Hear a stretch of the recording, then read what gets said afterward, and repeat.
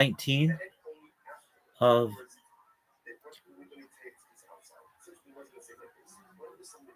Kabbalah and Coffee, or Pimp Kabbalah Chronicles, or whatever you want to call it.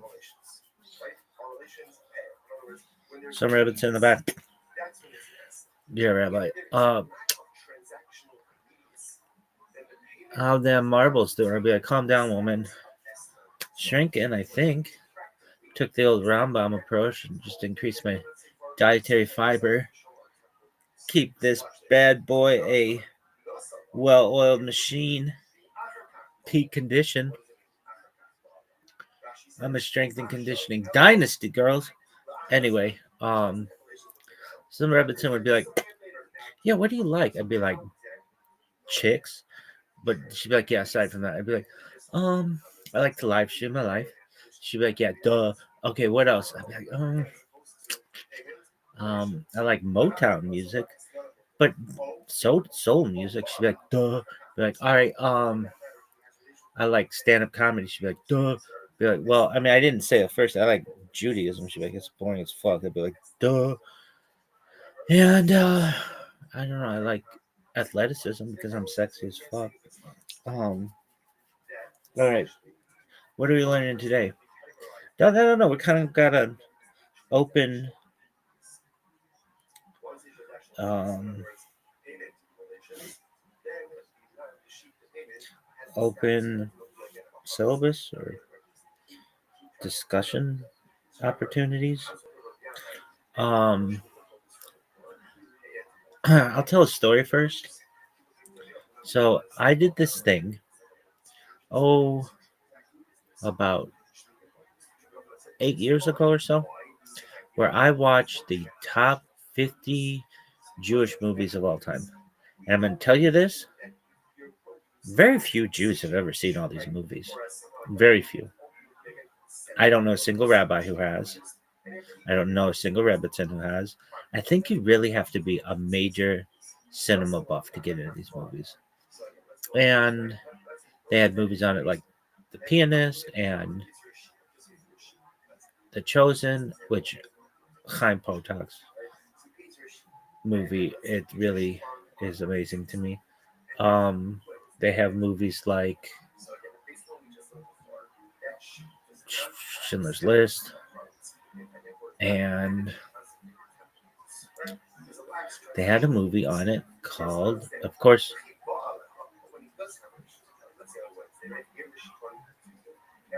Fiddler on the Roof. And I remember being asked by a Rebbitzin, what's your favorite song from Fiddler on the Roof? And I couldn't really choose just one, but I would later think about it. And Matchmaker is probably my favorite. Matchmaker. I like it if I were a rich man as well, but um, and what else? Oh, so one of the movies on this list was from like 1914. Was that the year?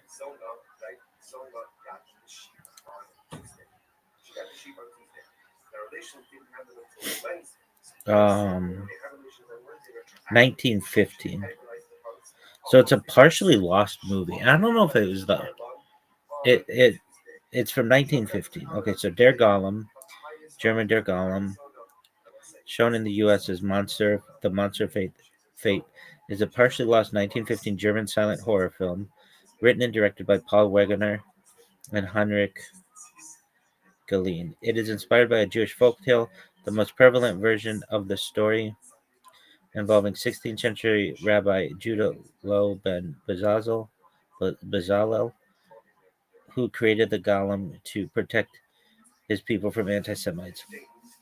Wegener claimed the film was based on Gustav Meyring's 1915 novel The Golem, but as the movie has little to do with existing Jewish tradition, Troy Howard states it is more likely that the screenwriter simply drew from European folklore. And the term golem was always interesting to me because isn't that the name of that fucking precious thing in Lord of the Rings and The Hobbit.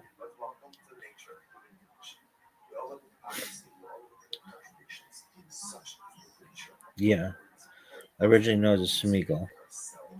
So yeah, and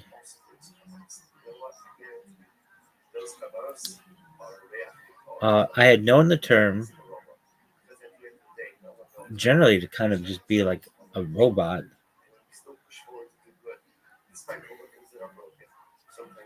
Yo, dog, what is up with this bullshit?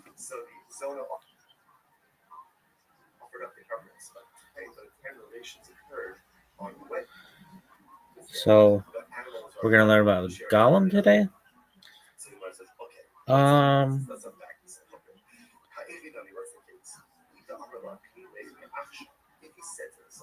yeah. Oh well, so I saw this movie and it was on this list of like, what's the list? Maybe we should do the list. It's actually a book. Or I think 50 top Jewish films. It's something like that. The 50 greatest Jewish movies. So it's from 1998 by Catherine Bernheimer, and I think she put together a very good list. The top three films in descending order were The Chosen, Fiddler on the Roof, and Schindler's List. She picked The Chosen to be number one, and it was my favorite as well. I would say I really liked it a lot. So much so I even bought it for a rabbinical colleague and his Rebbitzin wife, and I very much enjoyed it.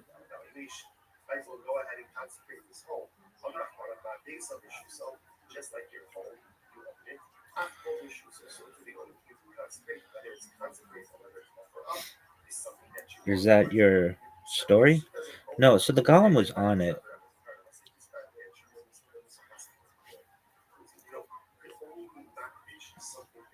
So let's learn about golems. Device by a sorcerer may be termed a golem. A golem, O-L-M-G-O-H-L-M, Hebrew, Romanized, G-Lam, is an animated anthropomorphic being in Jewish folklore that is created entirely from inanimate matter, usually clay or mud. The most famous golem narrative involves Judah Loth ben Bezalel, the late 16th century rabbi of Prague. According to Moment magazine, the golem is a highly mutable metaphor with seemingly limitless symbolism. It can be a victim or villain, man or woman or sometimes both. Over the centuries, it has been used to connote war, community, isolation, hope, and despair. In modern popular culture, the word has become generalized, and any crude automaton devised by a sorcerer may be termed a golem. Etymology. The word golem occurs once in the Bible, in Psalm 139, which uses the word, Golmi, my golem, my life form, raw material, to connote the unfinished human being before God's eyes. Perkany Avot 5, 9 uses the term to refer to someone who is unsophisticated, 7 things in a cloth, and 7 in a wise man. In modern Hebrew, golem is used to mean dumb, helpless, or pupa. Similarly, it is often used today as a metaphor for a stupid man or other entity that serves a man under controlled conditions, but is hostile to him in other circumstances. Golem passed into Yiddish as golem, meaning someone who is lethargic or in a stupor. History. Earliest stories. The oldest stories of golems date to early Judaism. In the Talmud, Tractate Sanhedrin 38b, Adam is initially created as a golem, when his dust is kneaded into a shapeless husk. Like Adam, all golems are created from mud by those close to divinity, but no anthropogenic golem is fully human. Early on, the main disability of the golem was its inability to speak. Sanhedrin 65b describes Rabbah creating a man, Gavra, whom he then sends to Rav Zerah. Zerah speaks to the man, but he does not answer, whereupon Zerah says, "You were created by the sages. Return to your dust." During the Middle Ages, passages from the Sefer Yetzirah were studied as a means to create an animate golem, although little in the writings of Jewish mysticism supports this belief. The earliest known written account of how to create a golem can be found in the Sodei Raza, a commentary on Merkava mysticism by Eliezer of Worms, who lived in the late 12th and early 13th centuries. It was believed that golems could be activated by an ecstatic experience induced by the ritual use of various letters of the Hebrew alphabet forming one of the names of God. This was written on a piece of paper and inserted into the mouth or forehead of the golem. In some tales, including certain stories of the Cheyenne and Prague golems, a word such as Im Truth is inscribed on the golem, sometimes on its forehead. In this example, the golem could be deactivated by It was believed that golems could be activated by an ecstatic experience induced by the ritual use of various letters of the Hebrew alphabet forming one of the names of God. This was written on a piece of paper and inserted into the mouth or forehead of the golem. In some tales, including certain stories of the Cheyenne and Prague golems, a word such as Im Truth is inscribed on the golem, sometimes on its forehead. In this example, the golem could then be deactivated by removing the aleph, thus changing the inscription from truth to death. MT, dead. One source credits Solomon ibn Gabino, who lived in the 11th century, with creating a golem possibly female, for household chores. A legend also existed claiming that Samuel of Spire created a golem in the 12th century. In 1625, Joseph Solomon Delmedico wrote that many legends of this sort are current, particularly in Germany. Golem of Cheyenne. The oldest description of the creation of a golem by a historical figure is included in a tradition connected to the Baal Shem, folk healer, named Elisha of Cheyenne, 1550-1583. A Polish Kabbalist, writing in about 1630-1650, reported the creation of a golem by Rabbi Eliyahu Busli. And I have heard, in a certain and explicit way, from several respectable persons that one man close to our time, whose name is Eliyahu, the master of the name, who made a creature out of matter and form and did performed hard work for him, for a long period, and the name of Emmet was hanging upon his neck until he finally removed it for a certain reason, the name from his neck and it turned to dust. A similar account was reported by a Christian author, Christoph Arnold, in 1674. Jacob Emden elaborated on the story in a book published in 1748. As an aside, I mention here what I heard from my father's holy mouth regarding the golem created by his ancestor, the Gaon Eliyahu Baal Shem of blessed memory. When the Gaon saw that the golem was growing larger and larger, he feared that the golem would destroy the universe. He then removed the holy name that was embedded on his forehead, thus causing him to disintegrate and return to dust. Nonetheless, while he was engaged in extracting the holy name from him, the golem entered him, scarring him on the face. According to the Polish Kabbalist, the legend was known to several persons, thus allowing us to speculate that the legend had indeed circulated for some time before it was committed to writing, and, consequently, we may assume that its origins are to be traced to the generation immediately following the death of Eliyahu, if not earlier. Classic narrative, the Golem of Prague. The most famous golem narrative involves Judah ben Bezalel, the late 16th century rabbi of Prague, also known as the Maharal, who reportedly created a golem out of clay from the banks of the Vltava River and brought it to life through rituals and Hebrew incantations to defend the Prague ghetto from anti-Semitic attacks and pogroms. Depending on the version of the legend, the Jews in Prague were to be either expelled or killed under the rule of Rudolf II, the Holy Roman Emperor. The golem was called Joseph and was known as Yassel. He was said to be able to make himself invisible and summon spirits from the dead. Rabbi Lo deactivated the golem on Friday evenings by removing the shem before the Sabbath. Saturday began, so as to let it rest on Sabbath. One Friday evening, Rabbi Lo forgot to remove the shem, and feared that the golem would desecrate the Sabbath. A different story tells of a golem that fell in love, and when rejected, became the violent monster seen in most accounts. Some versions have the golem eventually going on a murderous rampage. The rabbi then managed to pull the shem from his mouth and immobilize him in front of the synagogue, whereupon the golem fell in pieces. The golem's body was stored in the attic genesis of the old new synagogue, where it would be restored to life again if needed. Rabbi Lo then forbade anyone except his successor.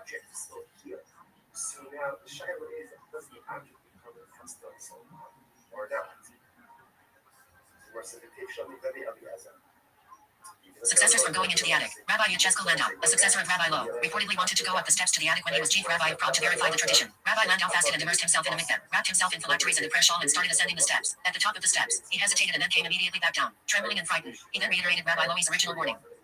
According to legend, the body of Rabbi Lo's golem still lies in the synagogue's attic. When the attic was renovated in 1883, no evidence of the golem was found. Some versions of the tale state that the golem was stolen from the Genesah and entombed in a graveyard in Prague's Ikov district, where the Ikov television tower now stands. A recent legend tells of a Nazi agent ascending to the synagogue attic, dying under suspicious circumstances thereafter. The attic is not open to the general public. Some Orthodox Jews believe that the Maharal did actually create a golem. The evidence for this belief has been analyzed from an Orthodox Jewish perspective by Schneier Z. Lyman. Sources of the Prague narrative. The general view of historians and critics is that the story of the Golem of Prague was a German literary invention of the early 19th century. According to John Neubauer, the first writers on the Prague Golem were. A few slightly earlier examples are known, in 1834 and 1836. All of these early accounts of the Golem of Prague are in German by Jewish writers. They are suggested to have emerged as part of a Jewish folklore movement parallel with the contemporary German folklore movement.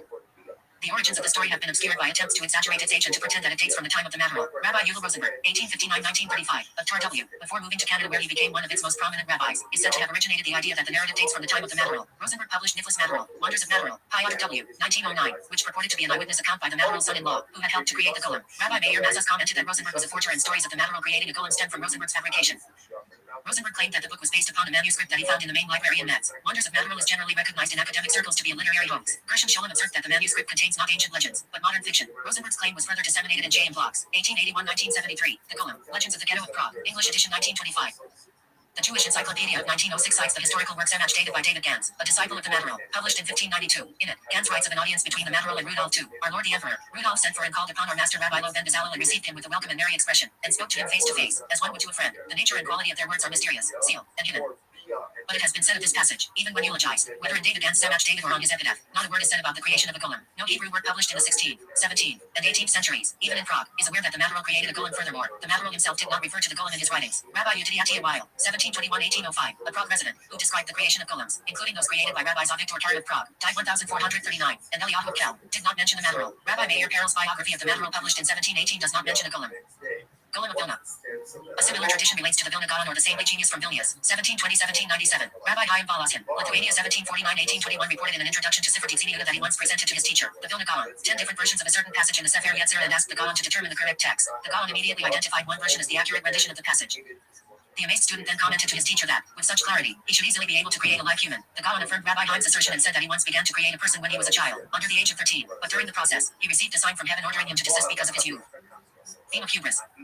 The existence of a golem is sometimes a mixed blessing. Golems are not intelligent. If commanded to perform a task, they will perform the instructions literally. In many depictions, golems are inherently perfectly obedient. In its earliest known modern form, the golem of Cham became enormous and uncooperative. In one version of this story, the rabbi had to resort to trickery to deactivate it, whereupon it crumbled upon its creator and crushed him. A similar theme of hubris is seen in Frankenstein, The Sorcerer's Apprentice, and some other stories in popular culture, such as The Terminator. The theme manifests itself in RUR, Rossum's Universal Robots, Karel Appel's 1921 play that coined the term robot. The play was written in Prague, and while Appel denied that he modeled the robot after the golem, many similarities are seen in the plot. Culture of the Czech Republic. The Golem is a popular figure in the Czech Republic. The 1915 novel by Gustav Mehring, The Golem, was briefly popular and did much to keep the imagination about the Golem going. Several restaurants and other businesses have names that make reference to the creature. A Czech strongman, Ren Richter, goes by the nickname Golem, and a Czech monster truck outfit calls itself the Golem Team. Abraham Ackerman preceded his article on human automatism in the contemporary city with a short satirical poem on a pair of golems turning human. Clayboy variation. A Yiddish and Slavic folktale is the clay boy, which combines elements of the golem and the gingerbread man, in which a lonely couple makes a child out of clay, with disastrous or comical consequences. In one common Russian version, an older couple, whose children have left home, make a boy out of clay and dry him by their heart. The clay boy, Russian, GL9EP Ren, comes to life. At first, the couple is delighted and treats him like a real child, but the clay boy does not stop growing and eats all their food, then all their livestock, and then the clay boy eats his parents. The clay boy rampages through the village until he is smashed by a quick-thinking goat. Golem in popular culture. In popular culture, the term golem is often used to refer to any magically created human figure rather than specifically a humanoid formed by Kabbalistic means. Film and television. Golems are frequently depicted in movies and television shows. Programs with them in the title include. Other references to golems in popular culture include literature, tabletop and video games, music, other. See also. No. So, well, I shouldn't say so. I think I create a lot of golems. Goleming. I think I do. I've got them going right now. That's just got that stream going. It's got one right there. And I like them. I think that they could be very helpful to people. And if this ever goes viral, I'll be like the ultimate column creator. No doubt. No doubt. These rabbis don't have shit on me. I've created so many. How many different robots have I created?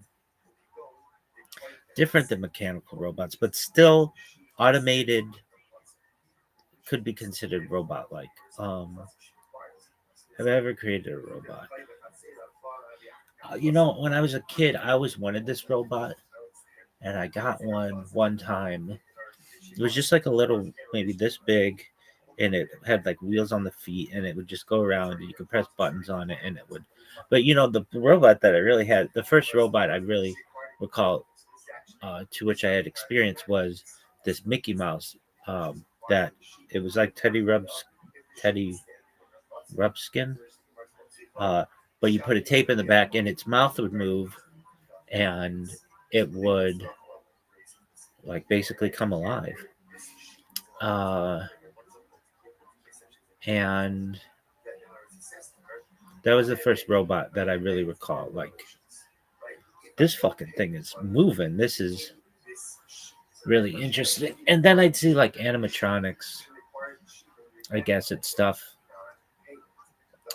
They had this thing called Dinosaurs Alive, which was really cool when I was a kid. And dinosaurs were really big in the 90s. What else?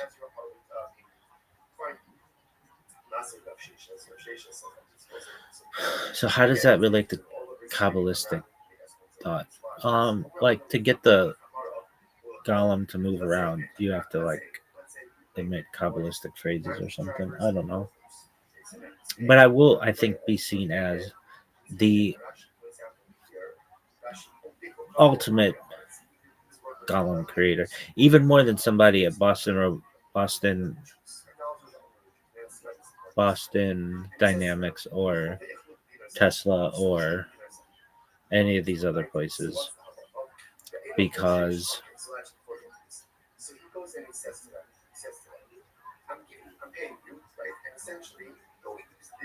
those are teams that work on most things, and mine is just like a person alone create. And well, my golems, whatever robots, automated thing. I mean, they don't move around, so it's, what am I making really? Macros, but they'll have much more of an effect, I think, than one single of those robots. Mine, I mean, it's like archiving my life here. It's creating a lot of different clips, Do they ever get out of control? Yeah. Have you ever had yours get out of control? Nothing crazy, but yeah, it's caused like the creation of a bunch of different files I didn't want. But I've always kept an eye on them. That's the thing with golems. You want to ensure that they don't, that you keep an eye on them. But I find them to be very useful. And so for people to say like they're dumb or non-thinking or they don't talk, okay, but I think that they could become more intelligent than humans. I kind of think that we're dumb. All right, is that the end of your fucking story? No. So let's read about this rabbi. I like rabbis. Bezalel, Ben Bezalel. We're related to Bezalel Judah someday. Ben Bezalel, Hebrew, c. 1524 September 17th, 1609, also known as Rabbi Lo, Alt.lw, Louis, El ViralRabbi, the Maharal of Prague, Hebrew, or simply the Maharal, the Hebrew acronym of Marinu Bar Rav Lo. Our teacher, Rabbi Lo, was an important Talmudic scholar, Jewish mystic, mathematician, astronomer, and philosopher who, for most of his life, served as a leading rabbi in the cities of Mikulov in Moravia and Prague in Bohemia. Lo wrote on Jewish philosophy and Jewish mysticism. His work Gur al-HaTorah is a super commentary on Rashi's Torah commentary. He is also the subject of a later legend that he created the Golem of Prague, an animate being fashioned from clay. Name. His name LW or Lo is derived from the German Lwi, lion, at the Yiddish Lieb with the same origin. It is a kinu, or substitute name, for the Hebrew name Judah or Yehuda, as the biblical character Judah was likened to a lion in Genesis 49:9. Lavi from that verse on Judah is a lioness, hence his name Yehuda Lavi. In Jewish naming tradition, the Hebrew name and the substitute name are often combined as a pair, as in this case in which the combined name is Judah Lo. When Lo wrote his classic super commentary on Rashi's Torah commentary, he entitled it Gur al-HaTorah in Hebrew, meaning young lion upon the Torah. Loi's tomb in Prague is decorated with a heraldic shield with a lion with two intertwined tails, Q4G, alluding both to his first name and to Bohemia, the arms of which has a two-tailed lion. Biography. Early life. Lo was probably born in Poznan, Poland, though Perels lists the birth town mistakenly as Worms in the Holy Roman Empire to Rabbi Bezalel, Lo, whose family originated from the Rhenish town of Worms. Perels claimed that his grandfather Chachim of Worms was the grandson of Judah the Elder and thus a claimant to the Davidic line, through Sharon or Gaon. However, modern scholars such as Otto Munoz have challenged this. Prior to the publication of Perels' genealogy in 1853, traditions existed of the Maharal's descent from the house of David, not through Yehuda the Elder or Hai Gaon, but through Rashi and his ancestor Yaakov the Sandler, died 140 CE.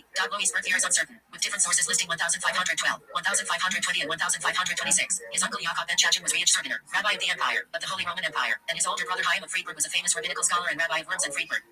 Sources in the Lubavitch tradition say that at the age of 12, Lo went to yeshivas in Poland and studied under Rabbi Yaakov Pollock. After Pollock left Poland, Lo spent 2 years wandering from place to place and then went on to the yeshiva of Rabbi Yitzchak Clover Worms, himself a student of Pollock. He learned together in yeshiva with the Maharshal who was 17, 2 years his elder. He learned together with the Maharshal and Rema for a further 3 years. Rav Yitzchak Clover was in fact the grandfather of the Maharshal. The Maharshal left Poland and the Maharal remained and studied with the Rema for 2 more years. Maharal was 6 years his senior. He spent 20 years studying before he married. Career. Lo accepted a rabbinical position in 1553 as Landesrabbiner of Moravia and Nikolsburg, directing community affairs but also determining which tractate of the Talmud was to be studied in the communities in that province. He also revised the community statutes on the election and taxation process. Although he retired from Moravia in 1573, the community still considered him an authority long after that. One of his activities in Moravia was the rallying against slanderous slurs on legitimacy, Nadler, that were spread in the community against certain families and could ruin the finding of a marriage partner for the children of those families. This phenomenon even affected his own family. He used one of the 2 yearly grand sermons, between Rosh Hashanah and Yom Kippur 1583, to denounce the phenomenon. Lo moved to Prague in 1573, where he again accepted a rabbinical position, replacing the retired Isaac Hayek. He immediately reiterated his views on Nadler. On February 23, 1592, he had an audience with Emperor Rudolf II, which he attended together with his brother Sinai and his son-in-law Isaac Cohen. Prince Verdier was present with the emperor. The conversation seems to have been related to Kabbalah, Jewish mysticism, Hebrew, a subject which held much fascination for the emperor. In 1592, Lo moved to Poznan, where he had been elected as chief rabbi of Poland. In Poznan he composed Netivot Aleph and part of Derech Hayim. See below.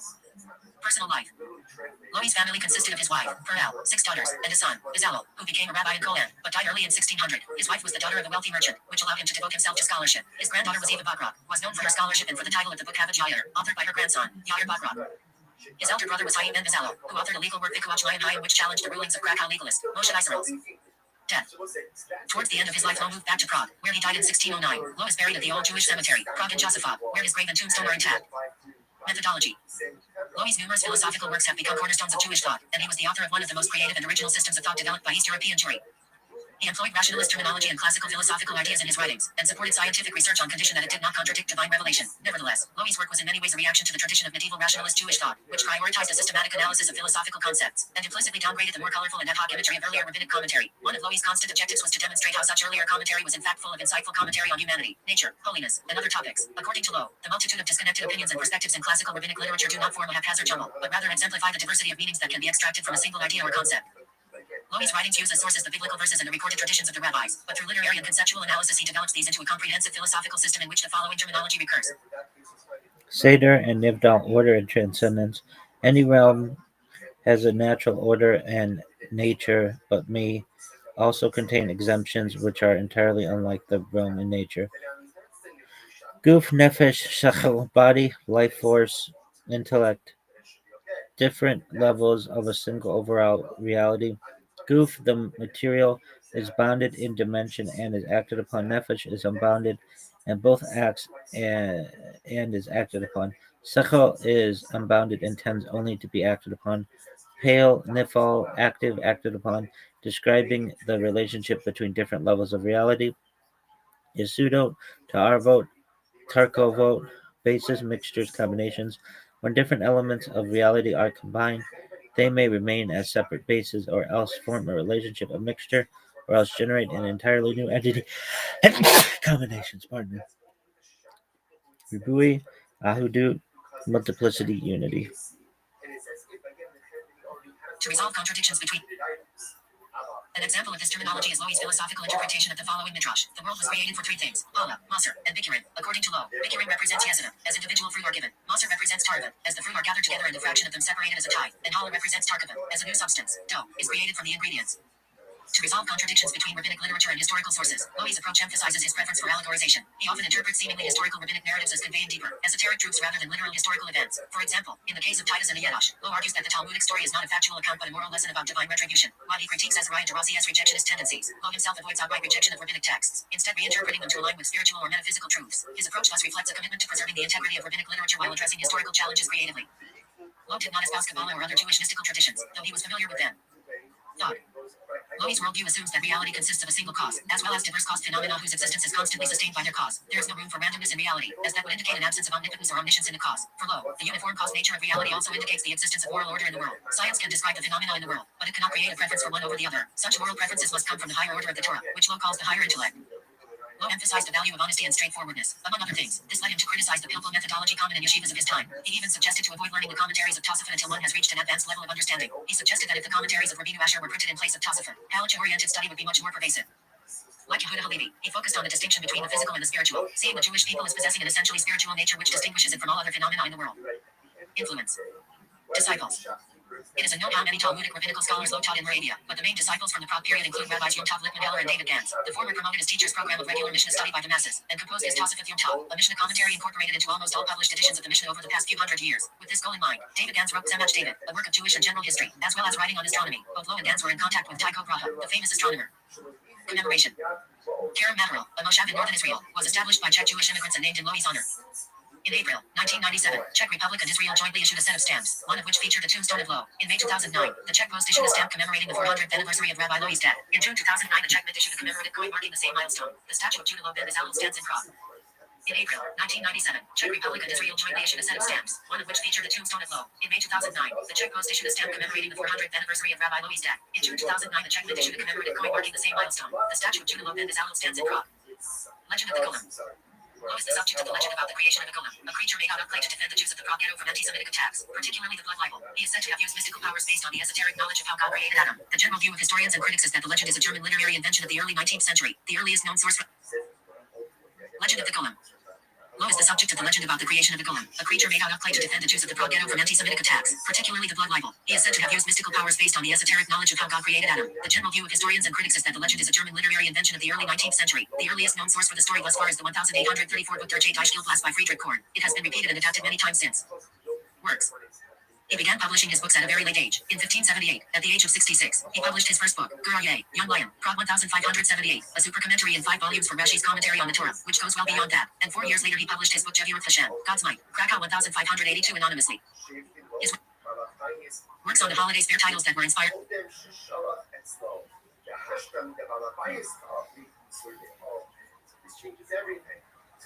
So he wrote Gur Aya, Young Lion, a super commentary on Rashi's Pentateuch commentary, Gavuth Hashem, God's Mighty Acts, Krakow, 1582, the holiday of Pesach, on the Exodus of the Miracles, Derek Chaim, the Way of Life, Krakow, 1589, a commentary on the Mishnah, Tractate Avot, Derashot, Sermons, Prague, 1589 and 1593, collected edition of Chaim Pardes, Tel Aviv, 1996.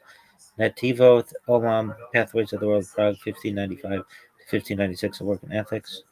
work of ethics, Be'er HaGola, The Well of Exile, Prague 1598, an explanatory work of the Talmudic and Midrashic Agada, mainly responding to interpretation by the Italian scholar Azariah de Rossi, Azariah min Adumim, Netzach, Israel, the eternity of Israel, Prague 1599, Netzach, eternity was the same root as the word for victory on Tisha B'Av, an annual day of mourning about the destruction of the temples and the Jewish exile and the final deliverance.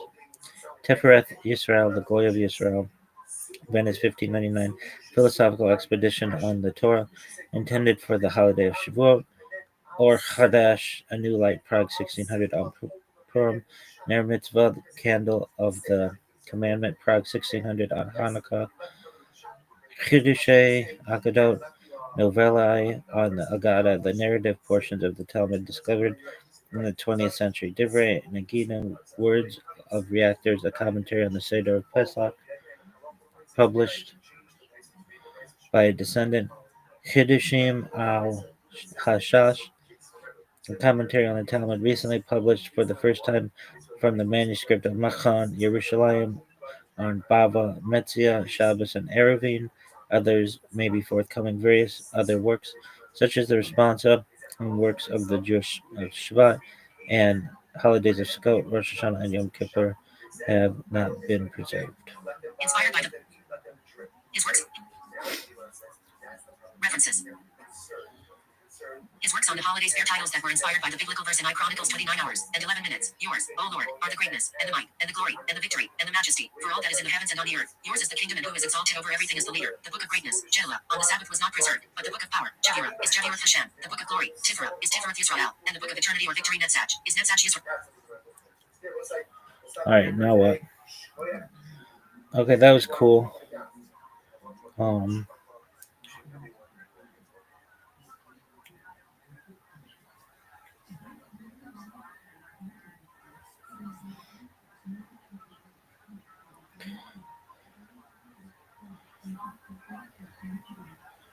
Let's learn about smicha. Semicha, Hebrew, is the traditional term for rabbinic ordination in Judaism. The original Semicha was the formal transmission of authority from Moses through the generations. This form of Semicha ceased between 360 and 425 CE. Since then, Semicha has continued less formally. Throughout Jewish history, there have been several attempts to re-establish the classical Semicha. The title of rabbi has proliferated greatly over the last century. Nowadays, Semicha is also granted for a comparatively limited form of ordination, bestowing the authority to apply halakha in specific Jewish settings rather than across the Jewish people writ large. In Jewish religious movements other than Orthodox Judaism, rabbinical education often emphasizes the modern roles of rabbis, such as preaching, teaching, counseling, and pastoral work. In recent times, relatedly, some institutions grant ordination for the role of Hazan, Cantor, extending the investiture granted there from the 1950s. Less commonly, since the 1990s, ordination is given for the role of lay leader, sometimes titled Darshan. Ordination may then also be specifically termed rabbinical ordination, cantorial ordination, or Maggidic ordination. Etymology and related terminology.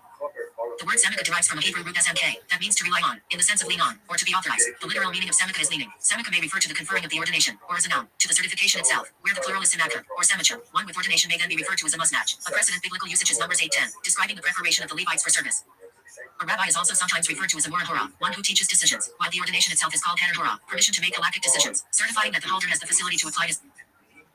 Debate Rabbi is 2, 4, 6, 8, 10, 12. His thorough knowledge of the Talmud to the facts of a given halakhic question, and, implicitly, certifies also that the candidate is suitable to function as a community rabbi. These terms derive from Leviticus 10:11, where the requirement is specified that halakhic decisions are to be made only by a qualified authority. Concept.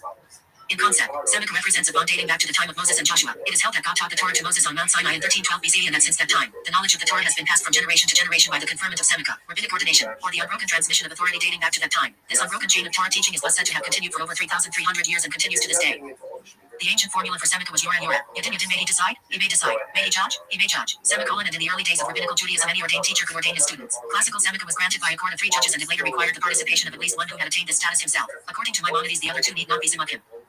Today, Semicha is generally through an institution, a yeshiva or specialized kollel, but is often granted by an individual. The testing here confirms one's ability to decide. Paskin, a question in halakha, Jewish law. The examination has a dual concern. Firstly, it confirms knowledge of the law is presented in Shulchan Aruch, the standard code of law, with more recent applications from relevant teshuvah, or responsa. Secondly, it also confirms an understanding of the underlying principles, by testing the relevant Talmudic sujayas, together with their development by the Rishonim and the Cheranim, especially the Arba Turim. See Yeshiva Jewish law.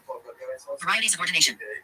The Talmud lists 3 classes of Semika issued: Yura, Yudin, and Yadir Bichor Yadir, while the first 2 are still issued. The last is not. Additional forms of Semika issued in modern times are discussed below. Many Yura programs, for example. So there's Yora. The recipient of smicha demonstrates sufficient education and proper judgment to be able to render halakhic decisions on matters of religious law as it pertains to daily life, focusing on kashrut, referred to as Isser Veheder and Nida, both from Shulchan Aruch Yoredea, and permissible or forbidden activities on Shabbat and Yom Tov, Orach Chaim. The holder of this smicha, as above, is referred to as a Mora Hora'ah, and the ordination itself is called Heder Hora'ah. Yadin, Ashkenazi pronunciation Yodin.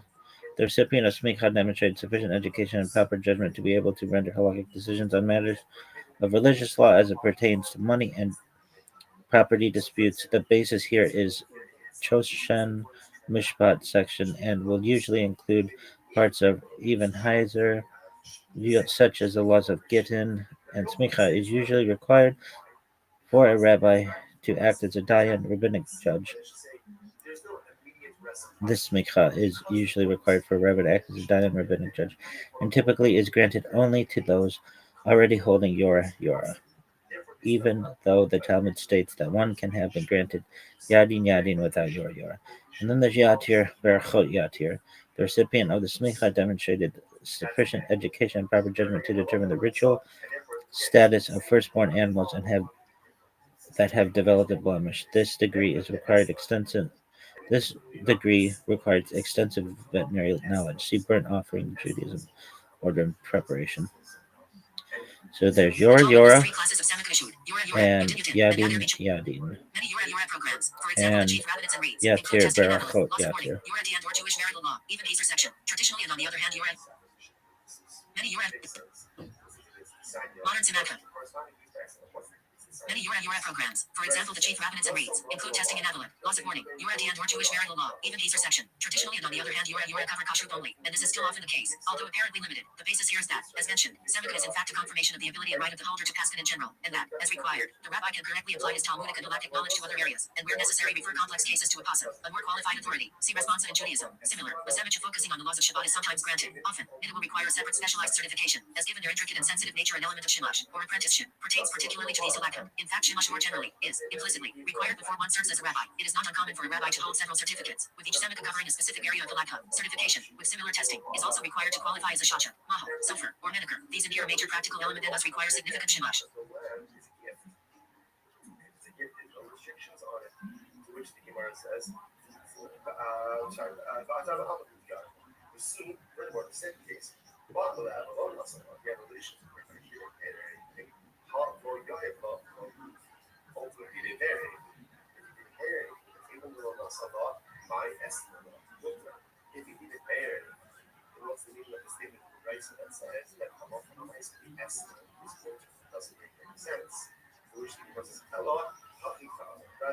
Modern Tanaka. As outlined, additional forms of semika are issued in modern times with their content departing from the above, to an extent reflecting the contemporary rabbinic role. See Yeshiva curriculum for further outline. An Orthodox Semika, Rav Manhid, Pulpit Rabbi N, community leader, essentially testifies that the recipient has sufficient Torah knowledge to serve in a position of leadership, as rabbi essentially means teacher, not necessarily halakhic authority. The testing here covers Arach Chaim extensively, usually with limited emphasis on the underlying Talmudic sugiyas. See the related discussion Semika testing programs and online Semika list of rabbinical schools Orthodox. An Orthodox Semika, Rav Manhid, Pulpit Rabbi N, community leader, essentially testifies that the recipient has sufficient Torah knowledge to serve in a position of leadership, as rabbi essentially means teacher, not necessarily halakhic authority. The testing here covers Arach Chaim extensively, usually with limited emphasis on the underlying Talmudic sugiyas. See the related discussion Semika testing programs and online Semika list of rabbinical schools Orthodox. Pluralistic and non-denominational movements granted ordination titled Rav Rabbi Yisrael, rabbi and teacher in Israel. The curriculum here, as above, may emphasize the other functions of the modern rabbi such as preaching, counseling, and pastoral work, as opposed to halakha. Further, often in these institutions less emphasis is placed on Talmud and Jewish law, but rather on sociology, cultural studies, and modern Jewish philosophy. See list of rabbinical schools non-denominational. In contrast to these, the chief rabbinate of Israel confers the further advanced Semika of rabbi of the city. This covers additional relevant topics from all sections of Shulchan Aruch such as Geradan. As for Dayana, has Yura as a prerequisite. See chief rabbinate of Israel Semika. Ordination ceremony. The ceremony where ordination is conferred is known as Hag HaSemika, the festival of ordination. Today, in most branches of Judaism, there is no laying on of hands. Ordination is conferred as an academic degree with a diploma, signed by the officiating rabbis and often handwritten on parchment. Receiving ordination has been a festive occasion accompanied by celebration since Talmudic times. According to the Talmud, when the rabbis ordained Rabbi Zerah, they sang a bridal song in his honor, even though she painted not her eyes with antimony, neither darkened her cheeks with with rouge, nor plaited her hair. She is still a graceful doe. The analogy and implication being, just as a bride is inherently beautiful, so for ordination, one's Torah knowledge must be immediately apparent. They also sang at the ordination of Rabbi Ami and Rabbi Azzi, just like these, ordained for us, semicolon epitomizing, as they did, the ideal candidate for ordination. This wording is for the certificate displayed, is still often included on semica diplomas. Contemporary usage. In the prevailing sense, smicha generally refers to the ordination of a rabbi within all modern Jewish religious movements from Reform to Orthodox. This smicha rabbinate signifies the transmission of rabbinic authority to give advice or judgment in Jewish law, thus overlapping to some extent with the classical usage. Per concept above, see also Rabbi Orthodox and Modern Orthodox Judaism. In this context, Rav Mapak is sometimes used to refer to a student's primary teacher. Smicha lehazanah, ordination as a cantor, similarly signifies the transmission of authoritative knowledge about Jewish musical and liturgical traditions. This is granted within some denominations. Status of current rabbis. Although presently most functioning synagogue, i.e. pulpit rabbis hold semica, this was until quite recently not always required, and in fact many Haredi rabbis may possibly not be required to hold a formal semica even though they may occupy important rabbinical and leadership positions. The reasons being that what is prized in the communities they serve and lead is most of all a supreme mastery of the Talmud with the vast knowledge of the commentaries of the Rishonim and the Charadim and Responsa, added to knowledge of the Shulchan Aruch and Halakha, Jewish law. In the UK, a communal minister who does not have semica has the title reverend rather than rabbi. Many Hasidic Reds and Rosh Yeshivas of major Orthodox yeshivas are not required to prove to their flocks that they do or do not hold formal semica because their reputations as Torah scholars and sages is unquestioned and esteemed based on the recommendations of trusted sages and the experiences and interactions that many knowledgeable Torah observant Jews have with them, which thus gives practical testimony based on experience that these great rabbis are indeed worthy to be called as such. For example, according to some reports, Rabbi Yisrael Meir Kagan, known as the Chaffetz Chaim, did not officially receive semica until late in life, when a formal rabbinic qualification was necessary for him to call himself rabbi on an immigration application. Most current poskim, however, do have semica. Just as a debate exists about who is a Jew, there is little consensus as to who is a rabbi. The Reform movement in a response states that for their temples, pulpit rabbis need to attend and complete their academic program at the Reform movement's rabbinic schools, but they further state that this does not negate other sects of Judaism from accepting the time-honored semica of one-on-one, nor do they deal with the issue of rabbis who are not pulpit rabbis but teach, study, and do research. They do say that the need for 3 rabbis is unneeded as the 2 additional rabbis are just witnesses and cannot attest to the new rabbi's knowledge. Ordination of cantors. Many cantorial institutions in the United States currently grant smicha lehazanah to their students. Some have historically used the term investiture to describe the conferral of cantorial authority onto their graduates. The term investiture was originally intended to make a distinction between the ordination of rabbis and that of cantors. However, in response to the increased responsibility of the cantor in contemporary American synagogues, some institutions such as Hebrew Union College, Reform have recently begun to use the term ordination instead of investiture. Other institutions that ordain cantors include Hebrew College, Pluralistic, the Academy for Jewish Religion, Pluralistic, and Aleph, Renewal. As of 2021, the Jewish Theological Seminary, Conservative, will begin ordaining its cantors. Modern lay leader ordination. Beginning in the mid to late 1990s, the Reform, Renewal, and Conservative Jewish movements have ordained lay leaders to positions such as spiritual director, darshan, chaplain, and pastor. Lay leaders within Judaism serve both in formal spaces like synagogues, independent minyan, in Jewish and non-Jewish organizations, hospitals, and community centers. Several yeshivas and other academies now train and certify lay leaders, such as Darshan Yeshiva, Aleph Pastor Program, the Union for Reform Judaism, and AJRCA's Chaplaincy School. Classical Semica. Classical Semica refers to a specific type of ordination that, according to traditional Jewish teaching, traces a line of authority back to Moses, the Great Assembly, and the Sanhedrin. The line of classical Semica is generally believed to have died out in the 4th or 5th century CE, but it is widely held that a line of Torah conferment remains unbroken. Hebrew Bible. According to the Hebrew Bible, Moses was the greatest prophet, and the one individual who received the Torah from God. Traditionally, Moses is also assumed to be the first rabbi of the Israelites. He is still known to most Jews as Moshe Rabbeinu, Moses our rabbi. Moses, before his death, ordained Joshua as his successor by resting his hands on Joshua. Moses spoke to, saying, Let, source of the breath of all flesh, appoint someone over the community who shall go out before them and come in before them, and who shall take them out and bring them in, so that as community may not be like sheep that have no shepherd. And answered Moses, Single out Joshua son of Nun, an inspired man, and lay your hand upon him, have him stand before Eleazar the priest and before the whole community, and commission him in their sight. Invest him with some of your authority, so that the whole Israelite community may obey. But he shall present himself to Eleazar the priest, who shall on his behalf seek the decision of the Urim before. By such instruction they shall go out, and by such instruction they shall come in. He and all the Israelite, and the whole community Moses did as commanded him. He took Joshua and had him stand before Eleazar the priest and before the whole community. He laid his hands upon him and commissioned him as had spoken through Moses. This procedure caused the spirit in Moses to enter Joshua as well. Now Joshua son of Nun was filled with the spirit of wisdom because Moses had laid his hands upon him, and the Israelites heeded him, doing as had commanded Moses similarly. When Moses found the task of leadership too difficult, God caused the spirit in Moses to enter 70 additional elders, though no resting of hands is mentioned here. According to later tradition, the elders ordained their successors in the same way, and their successors ordained others. This chain of hands-on semicha continued through the time of the Second Temple to an undetermined time. Mishnah and Talmud. Despite the name, the classical semicha did not require literal laying on of hands. The operative part of the ceremony consisted of a court of 3, at least one of whom himself had semicha, conferring the authority on the recipient. Both the givers and the recipient had to be in the land of Israel, but they did not have to be in the same place. In the Mishnaic era, it became the law that only someone who had semicha could give religious and legal decisions. The title Rabbi, or Rabbi, was reserved for those with semicha. The sages of the Babylonian Jewish community had a similar religious education, but without the semicha ceremony they were called Rab. The Talmud also relates that one can obtain the title of The animals already go.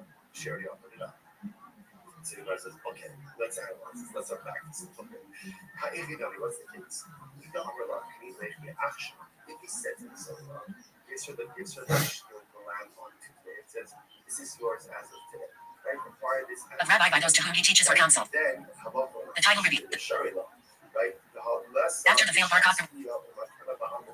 the title Rabbi, or Rabbi, was reserved for those with semicha. The sages of the Babylonian Jewish community had a similar religious education, but without the semicha ceremony they were called Rab. The Talmud also relates that one can obtain the title of Rabbi by those to whom he teaches or counsels.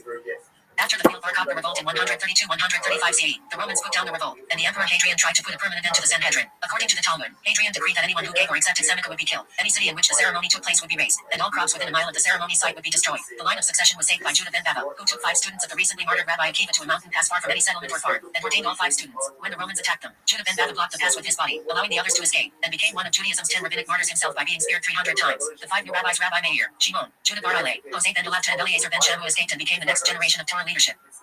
The exact date the original Semica succession ended is not certain. Many medieval authorities believed that this occurred during the reign of Hillel II, around the year 360 CE. However, Theodosius I forbade the Sanhedrin to assemble and declared ordination illegal. Roman law prescribed capital punishment for any rabbi who received ordination and complete destruction of the town where the ordination occurred. It seems to have continued until at least 425, when Theodosius II executed Gamaliel VI and suppressed the Patriarchate and Sanhedrin. Post-Talmudic, the decline of classical Semica. The original line of succession seems to have died out in the 4th or 5th centuries. The Geonim, early medieval Jewish sages of Babylon, did not possess Semica, and did not use the title rabbi. They were formerly known as rabbin, were entrusted with authority to make legal and religious decisions. Some believe that classical Semica may have even survived until the 12th century when Semichin from Lebanon and Syria were traveling to Israel in order to pass on Semichin to their students. Others, such as Yisroel ben Shmuel of Shklov, 1770-1839, believed Semica may not have been broken at all but that it continued outside of the land of Israel. Since the end of classical ordination, other forms of ordination have developed which use much of the same terminology, but have a lesser significance in Jewish law. See Rabbi Middle Ages. Attempts to revive classical Semica. Maimonides ruled that if all the sages in Israel would unanimously agree to appoint then ordained judges, then these new ordinances would possess the full authority of the original ordained judges. Based on this ruling, in 1538 Jacob the Rab attempted to re-establish Semica in Save. This attempt attracted some prominent supporters, including Joseph Cairo, author of the Shulchan Aruch, who himself received Semica from Birad, and then gave Semica to others. However, other rabbis ruled that Birad's Semica was invalid. In any case, Birad's chain of Semica died out again after several generations. Birad's attempt was the model for several other attempts to revive Semica and re-establish the Sanhedrin, including one attempt in Israel in 2000. That which, you can't possibly say that doesn't belong to you. We so often we forget that he's only expects of us what we're able to do. He doesn't expect that we let someone else do. He doesn't expect that we someone else's accomplishments. What he does expect of me is to take a personalistic inventory about all the spiritual tools that I possess. Be honest about what I possess. I do possess a lot more than I do, honestly. And then utilize those that pursue personalistic. Non-Orthodox institutions offer a synthesis of Torah study at an Orthodox yeshiva comprises the study of rabbinic literature essentially along the lines established in the Lithuanian yeshiva. Yeshivas is about college credit. A yeshiva, JIV semicolon Hebrew, Lit, Sitting, PL, yeshiva, is a traditional Jewish educational institution focused on the study of rabbinic literature, primarily the Talmud and Halacha, Jewish law, while Torah and Jewish philosophy are studied in parallel. The study is usually done through daily shiurim, lectures or classes as well as in study pairs called chavrusis, Aramaic for friendship or companionship. Chavrusis style learning is one of the unique features of the yeshiva. In the United States and Israel, different levels of yeshiva education have different names. In the U.S., elementary school students enroll in a cheder, post-bar mitzvah age students learn in a mitzvah, and undergraduate level students learn in a beit midrash or yeshiva general, Hebrew, Lit, large yeshiva or great yeshiva. In Israel, elementary school students enroll in a Talmud Torah or cheder, post-bar mitzvah age students learn in a yeshiva ketana, Hebrew, Lit, small yeshiva or minor yeshiva, and high school age students learn in a yeshiva general. A kollel is a yeshiva for married men, in which it is common to pay a token stipend to its students. Students of Lithuanian and Hasidic yeshiva general, plural of yeshiva general, usually learn in yeshiva until they get married. Historically, yeshivas were for men only. Today, all non-Orthodox yeshivas are open to women, although there are separate schools for Orthodox women and girls, known as midrash or seminary. These do not follow the same structure or curriculum as the traditional yeshiva for boys and men. Etymology. Alternate spellings and names include yeshiva, mitimta and misimta, Imperial Aramaic, mitimta, Beth Midrash, Talmudical Academy, Rabbinical Academy and Rabbinical School. The word yeshiva is applied to the activity of learning in class, and hence to a learning session. The transference and meaning of the term from the learning session to the institution itself appears to have occurred by the time of the Talmudic academies in Babylonia, Sura and Pamedida, which were known as Jeddah Yeshiva, the two colleges. History. Origins. The Mishnah Tractate Megillah contains the law that a town can only be called a city if it supports 10 men, Babylon, to make up the required quorum for communal prayers. Similarly, every Beth Din, house of judgment, was attended by a number of pupils up to 3 times the size of the court. Mishnah Tractate Sanhedrin. According to the Talmud, adults generally took 2 months off every year to study, these being Elul and Adar, the months preceding the pilgrimage festivals of Sukkot and Pesach, called Yari Kala, Aramaic for months of Kala. The rest of the year, they were Geonic period. The Geonic period takes its name from Gaon, the title given to the heads of the 3 yeshivas which existed from the 3rd to the 13th century. The Geonim acted as the principals of their individual yeshiva, and as spiritual leaders and high judges for the wider communities tied to them. The yeshiva conducted all official business in the name of its Gaon, and all correspondence to or from the yeshiva was addressed directly to the Gaon.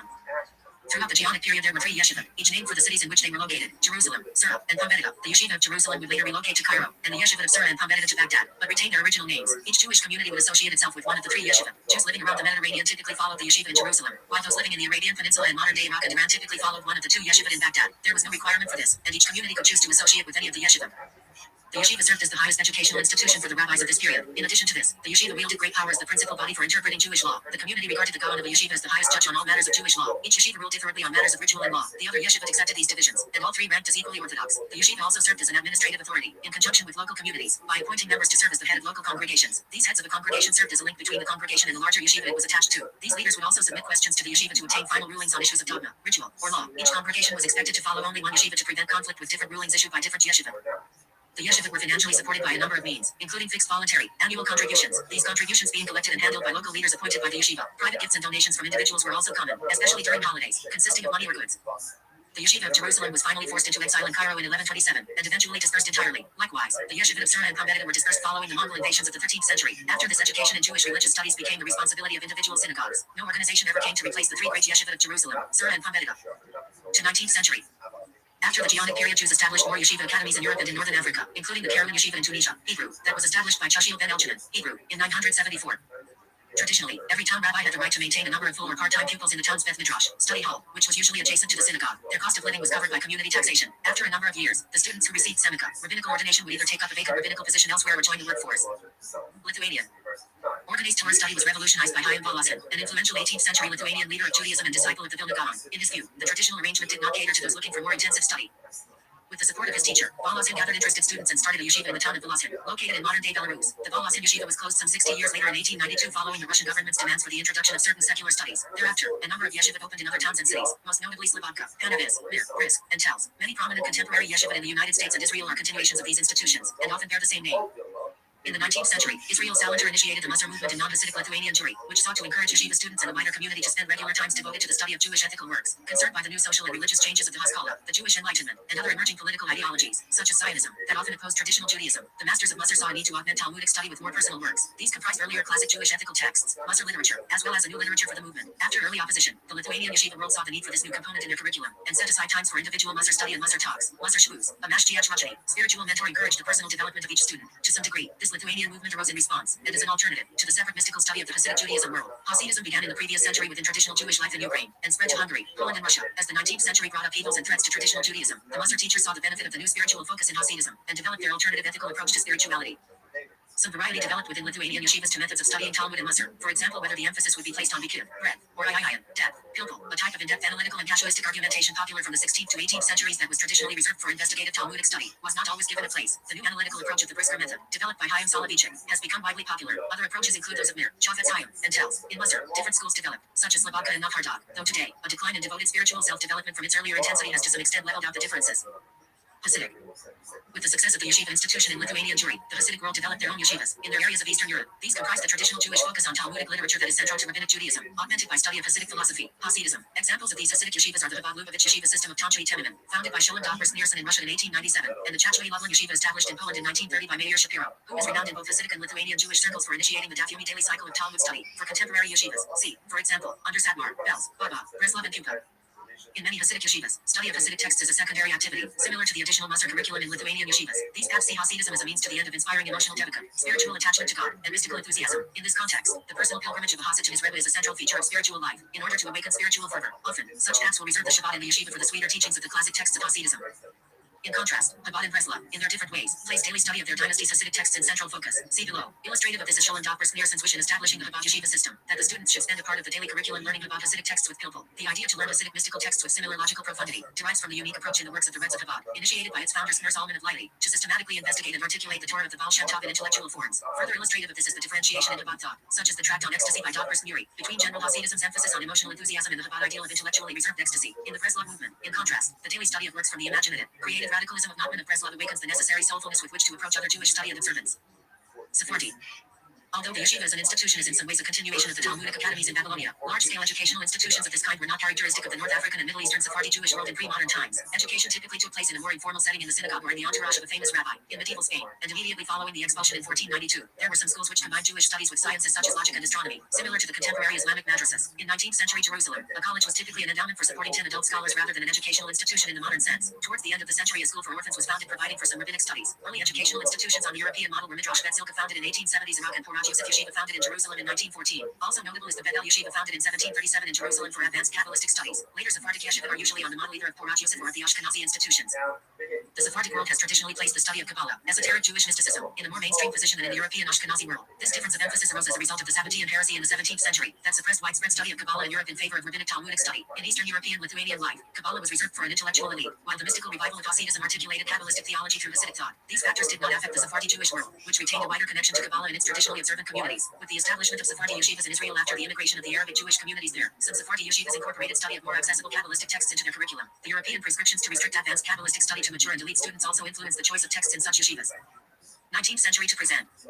Conservative movement.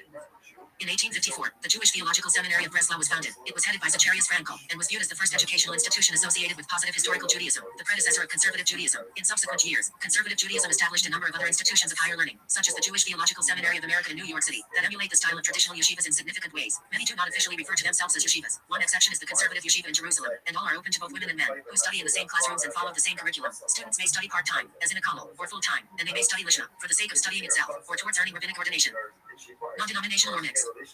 Non-denominational yeshivas and kollels with connections to conservative Judaism include Yeshivat Hadar in New York, whose leaders include Rabbinical Assembly members Eli Konfer and Shehel. The Rabbinical School of the Academy for Jewish Religion in California is led by conservative Rabbi Mel Godley. The faculty of the Academy for Jewish Religion in New York and of the Rabbinical School of Hebrew College in Newton Center, Massachusetts also includes many conservative rabbis. See also Institute of Traditional Judaism.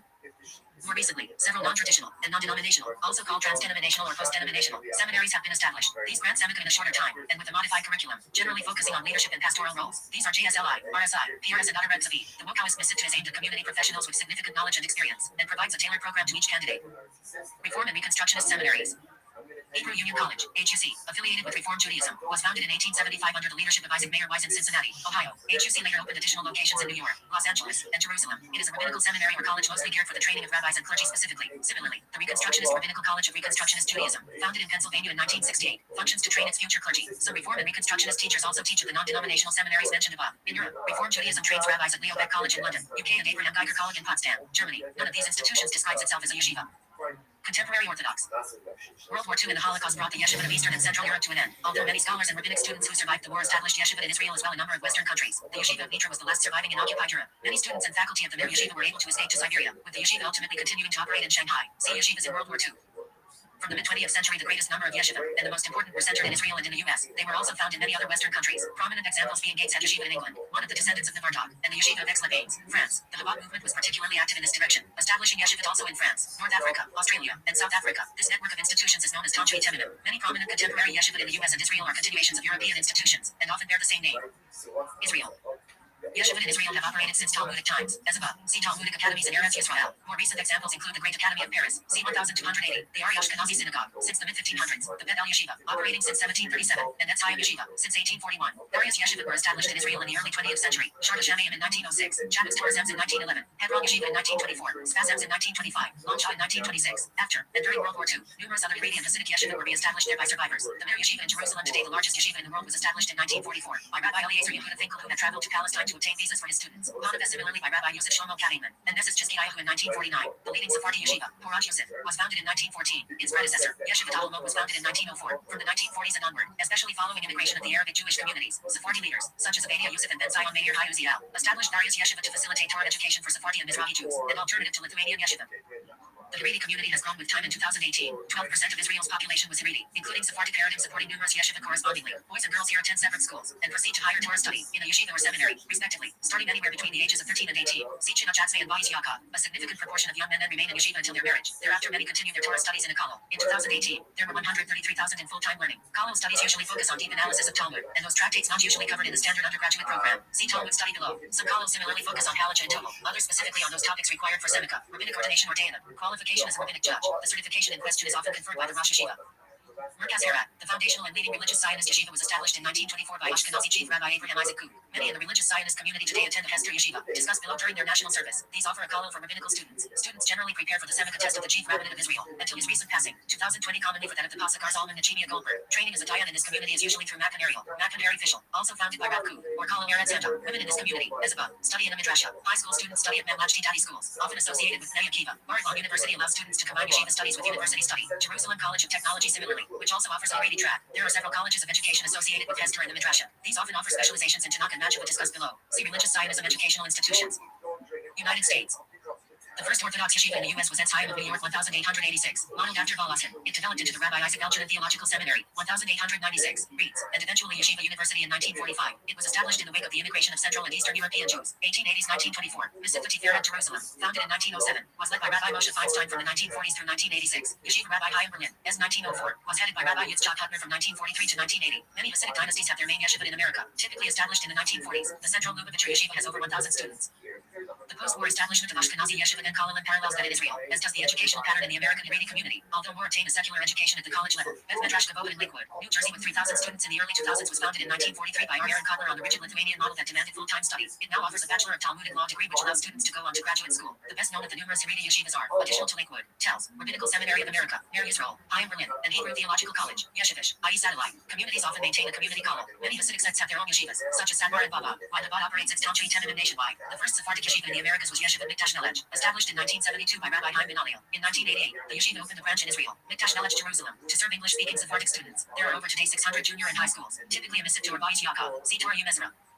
Modern Orthodox typically spend a year, often two, post-high school in a yeshiva, sometimes Hester, or Midrasha in Israel, many thereafter, or instead, attend yeshiva university, undertaking a dual curriculum, combining academic education with Torah study, see Torah Umeda, and S. Daniel Abraham Israel program, 8% stay in Israel, making Aliyah. Many also go on to higher education in other American colleges. Semicha is usually through Reeds, although many modern Orthodox rabbis study through Hester, or other yeshiva in Israel such as Yeshiva Hamifter, Mizrachi's Lesmichin program, and Machanariel. Reeds also houses several post-Semicha kollelin, including one focused on Dayanim. Dayanim also trained through Kollel Eretz Heda and Machanariel, while Mizrachi's post-Semicha Mandiga Toranic program focuses on leadership and scholarship. With the advanced Semicha of Rabbi communities will often host a Torah Mitzvah and Kollel, where Hester graduates learn and teach, generally for 1 year. There are numerous modern Orthodox Jewish day schools, typically offering a Beit Midrash Nativta program in parallel with the standard curriculum, often structured such that students are able to join the first year in an Israeli yeshiva. The U.S. educational pattern is to be found around the Jewish world, with regional differences. See category, Orthodox yeshivas in Europe and category, Orthodox yeshivas by country.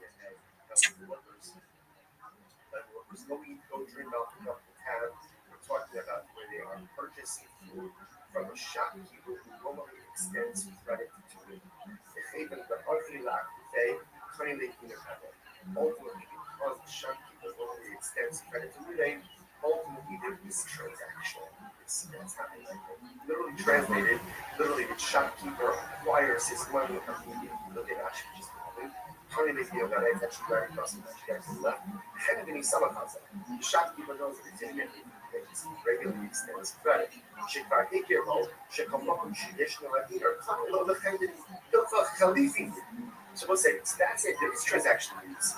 Ruby is not just saying stand going where you are and buy food, buy drink. He's saying, Hebra, go to the shopkeeper, I'll pick up the tab. Yeshiva study is differentiated from, for example, university study, by several features, apart from the curriculum. All right, so 7 a.m. the usual study, optional Seder study session, 7:30 a.m. Shacharis morning prayers, 8:30 a.m. study of Jewish law, 9 breakfast, 9:30 a.m.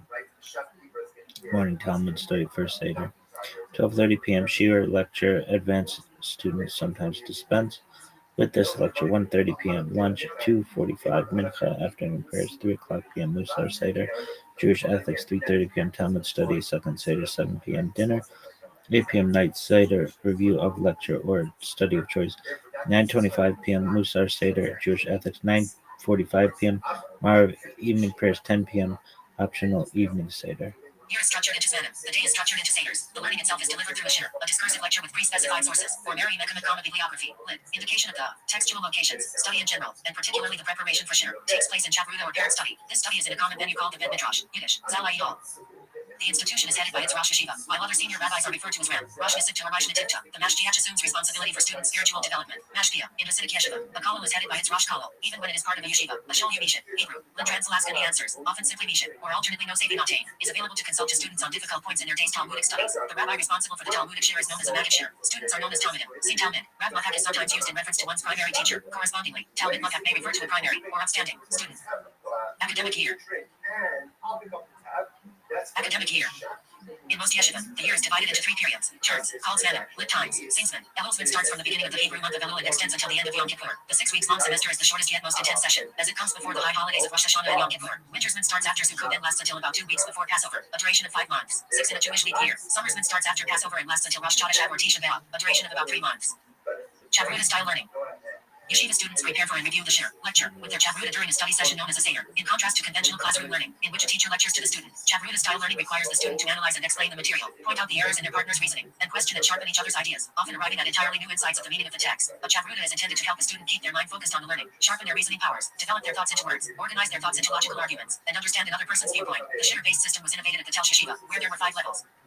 Chavruta-style learning tends to be animated, as study partners read the Talmudic text and the commentaries aloud to each other, and then analyze, question, debate, and argue their points of view to arrive at an understanding of the text. In the heat of discussion, they may wave their hands, pound the table, or shout at each other. Depending on the size of the yeshiva, dozens or even hundreds of pairs of chavrutas can be heard discussing and debating each other's viewpoints. Students need to learn the ability to block out other discussions in order to focus on theirs. Types. A post-high school for women is generally called a seminary, or midrasha, plural midrasha, in Israel, and not a yeshiva. Yeshiva Katana, Junior Yeshiva, or Talmud Torah.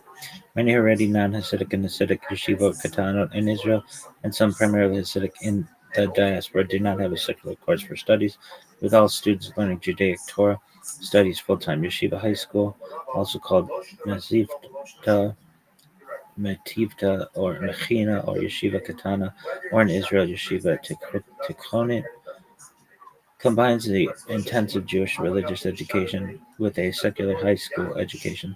The dual curriculum was pioneered by the Manhattan Talmudical Academy of Yeshiva University, now known as Marshall Stern Talmudical Academy. In 1916, Aluma was established in Israel, or in Jerusalem. In 1936, in Hayushuv in Tel Aviv. In 1937, Mechina for Israeli high school graduates who wish to study for 1 year before entering the army. In Tel Yeshivas and in Ner Yisrael of Baltimore and Mitzvahs, Yeshiva Ketanas are known as Mechinas. Beth Midrash for high school graduates, and is attended from 1 year to many years, depending on career plans and affiliation of the student. Yeshiva Hester, Hebrew translated arrangement. Yeshiva has an arrangement with the IDF by which the students enlist together in the same unit and, as much as possible, serve in the same unit until same unit in the army. Over a period of about 5 years, there will be a period of service starting in the second year of about 16 months. There are different variations. The rest of the time will be spent in compulsory study in the yeshiva. The Hester Yeshiva concept is attributed to Rabbi Huda Amital. The first was Yeshiva Keren Ben Yavna, established in 1954. The largest is the Hester Yeshiva of Sderot, with over 800 students. Kollel, Yeshiva for married men. The Kollel idea has its intellectual roots in the Torah, Mishnah, Tractate, Megillah. Mentions the law that a town can only be called a city if it supports 10 men, but Lanim to make up the required quorum for communal learning. It is mostly a modern innovation of 19th century Europe. A kollel will often be in the same location as yeshiva. Baal Teshuva, yeshiva catering to the needs of newly Orthodox. Although there are exceptions, a post-high school languages.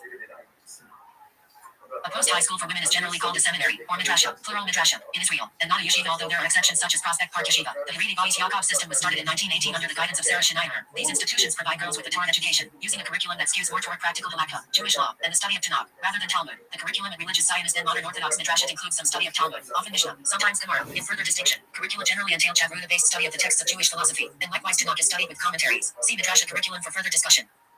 Languages. Classes in most Lithuanian and Hasidic yeshiva throughout the world are taught in Yiddish. Kol Torah, established in 1939 in Jerusalem and headed by Shlomo Zalman Auerbach for over 40 years, was the first mainstream Haredi yeshiva to teach in Hebrew, as opposed to Yiddish. Sephardi, modern Orthodox, Zionist, and Baal Teshuva yeshivot use modern Hebrew or the local language. In many American non-Hasidic yeshivas, the language generally used is English. Students learn with each other in whatever language they are most proficient, with Hasidic students usually learning in Yiddish, Israeli Lithuanian students in Hebrew, and American Lithuanian students in English. Students learn with each other in whatever language they are most proficient, with Hasidic students usually learning in Yiddish, Israeli Lithuanian students in Hebrew, and American Lithuanian students in English. College credit. Some yeshivas permit students to attend college. Often there are arrangements for the student to receive credit towards a college degree for their yeshiva studies. Yeshiva University in New York provides a year's worth of credit for yeshiva studies. Institutions with similar arrangements in place include Lander College for Men, Yeshivas Mer Yisrael, and Hebrew Theological College. As above, some American yeshivot in fact award the degrees Bachelor of Talmudic Law, 4 years cumulative study. Master of Rabbinic Studies, Master of Talmudic Law, 6 years, and at Mer Yisrael, the Doctorate in Talmudic Law, 10 years. These degrees are nationally accredited by the Association of Advanced Rabbinical and Talmudic Schools, and may then grant access to graduate programs such as law school. Non-orthodox institutions typically require that students earn a master's degree inherent in the ordination program. The program is then often credit-based and may require thesis. Non-orthodox institutions typically require that students earn a master's degree inherent in the ordination program. The program is then often credit-based and may require thesis. For further discussion on the contemporary integration of secular education, see Jewish education, secular education emphasis, missive to modern-day concept and controversy over secular education in New York Hasidic schools. For historical context, see Moses Sofer influence against changes in Judaism, Hildeshima Rabbinical Seminary, Balas and Yeshiva History, Tel Yeshiva History, Vilna Rabbinical School and Teacher Seminary, Yitzchak Hutner Rabbinic and Teaching Career, Torah Meritstall History, Kelm Talmud Torah, Yitzchak Yaakov Reigns Biography. Curriculum.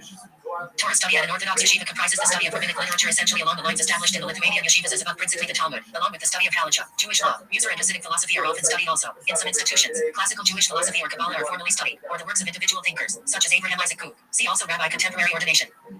Non-orthodox institutions offer a synthesis of traditional and critical methods, allowing Jewish texts and tradition to encounter social change and modern scholarship. The curriculum is thus also focused on classical Jewish subjects, e.g. Talmud, Tanakh, Midrash, Halacha, and philosophy, but differs from Orthodox yeshiva in that the subject weights are more even. Correspondingly, Talmud and Halacha are less emphasized, and the approach entails an openness to modern scholarship. The curriculum also emphasizes the other functions of a modern rabbi, such as preaching, counseling, and pastoral work. As mentioned, often, in these institutions less emphasis is placed on Talmud and Jewish law, but rather on sociology, cultural studies, and modern Jewish philosophy. Conservative yeshivot occupy a position midway, in that their training places significantly more emphasis on Halakha and Talmud than other non-orthodox programs. See conservative Halakha. The sections below discuss the orthodox approach, but may also be seen as overviews of the traditional content. Talmud study. In a typical Orthodox yeshiva, the main emphasis is on Talmud study, and particularly on its analytic component, Gemara, and often intensive dialectic give and take Aramaic, Shakla Teraya, where the cases brought in the underlying Mishnah are analyzed, thereby explicating all inherent teachings and insights. For discussion of the nature, structure, and characteristics of this activity, see Gemara argumentation and debate and Gemara and Mishnah. Generally, two parallel Talmud streams are covered during Isman trimester. The first is Iyayin, or in-depth study, variants described below, often confined to selected legally focused tractates with an emphasis on analytical skills and close reference to the classical commentators, and where, characteristically, the analysis permutes and compounds as commentaries are introduced. The second stream, Bikim, expertise, seeks to build general knowledge of the Talmud. In some Hasidic yeshivas, Jersa, text, is the term used for Bikim, but may also incorporate an element of memorization. In the yeshiva system of Talmudic study, the undergraduate yeshivot focus on the Misech tractates that cover civil jurisprudence and monetary law, Nezikin, and those dealing with contract and marital law, Nashim. Through them, the student can best master the proper technique of Talmudic analysis, and in parallel, the halakhic application of Talmudic principles. With these mastered, the student goes on to other areas of the Talmud. Tractates Pirachim, Sukkah, Pesachim, and Shabbat are often included. See, for example, under Yeshiva's Mer Yisrael cycle of Mesechtas, tractates of the Talmud. Sometimes tractates dealing with an upcoming religious holiday are studied before and during the holiday, e.g. Shabbat 21 and 23b for Hanukkah, tractate Megillah for Purim, etc.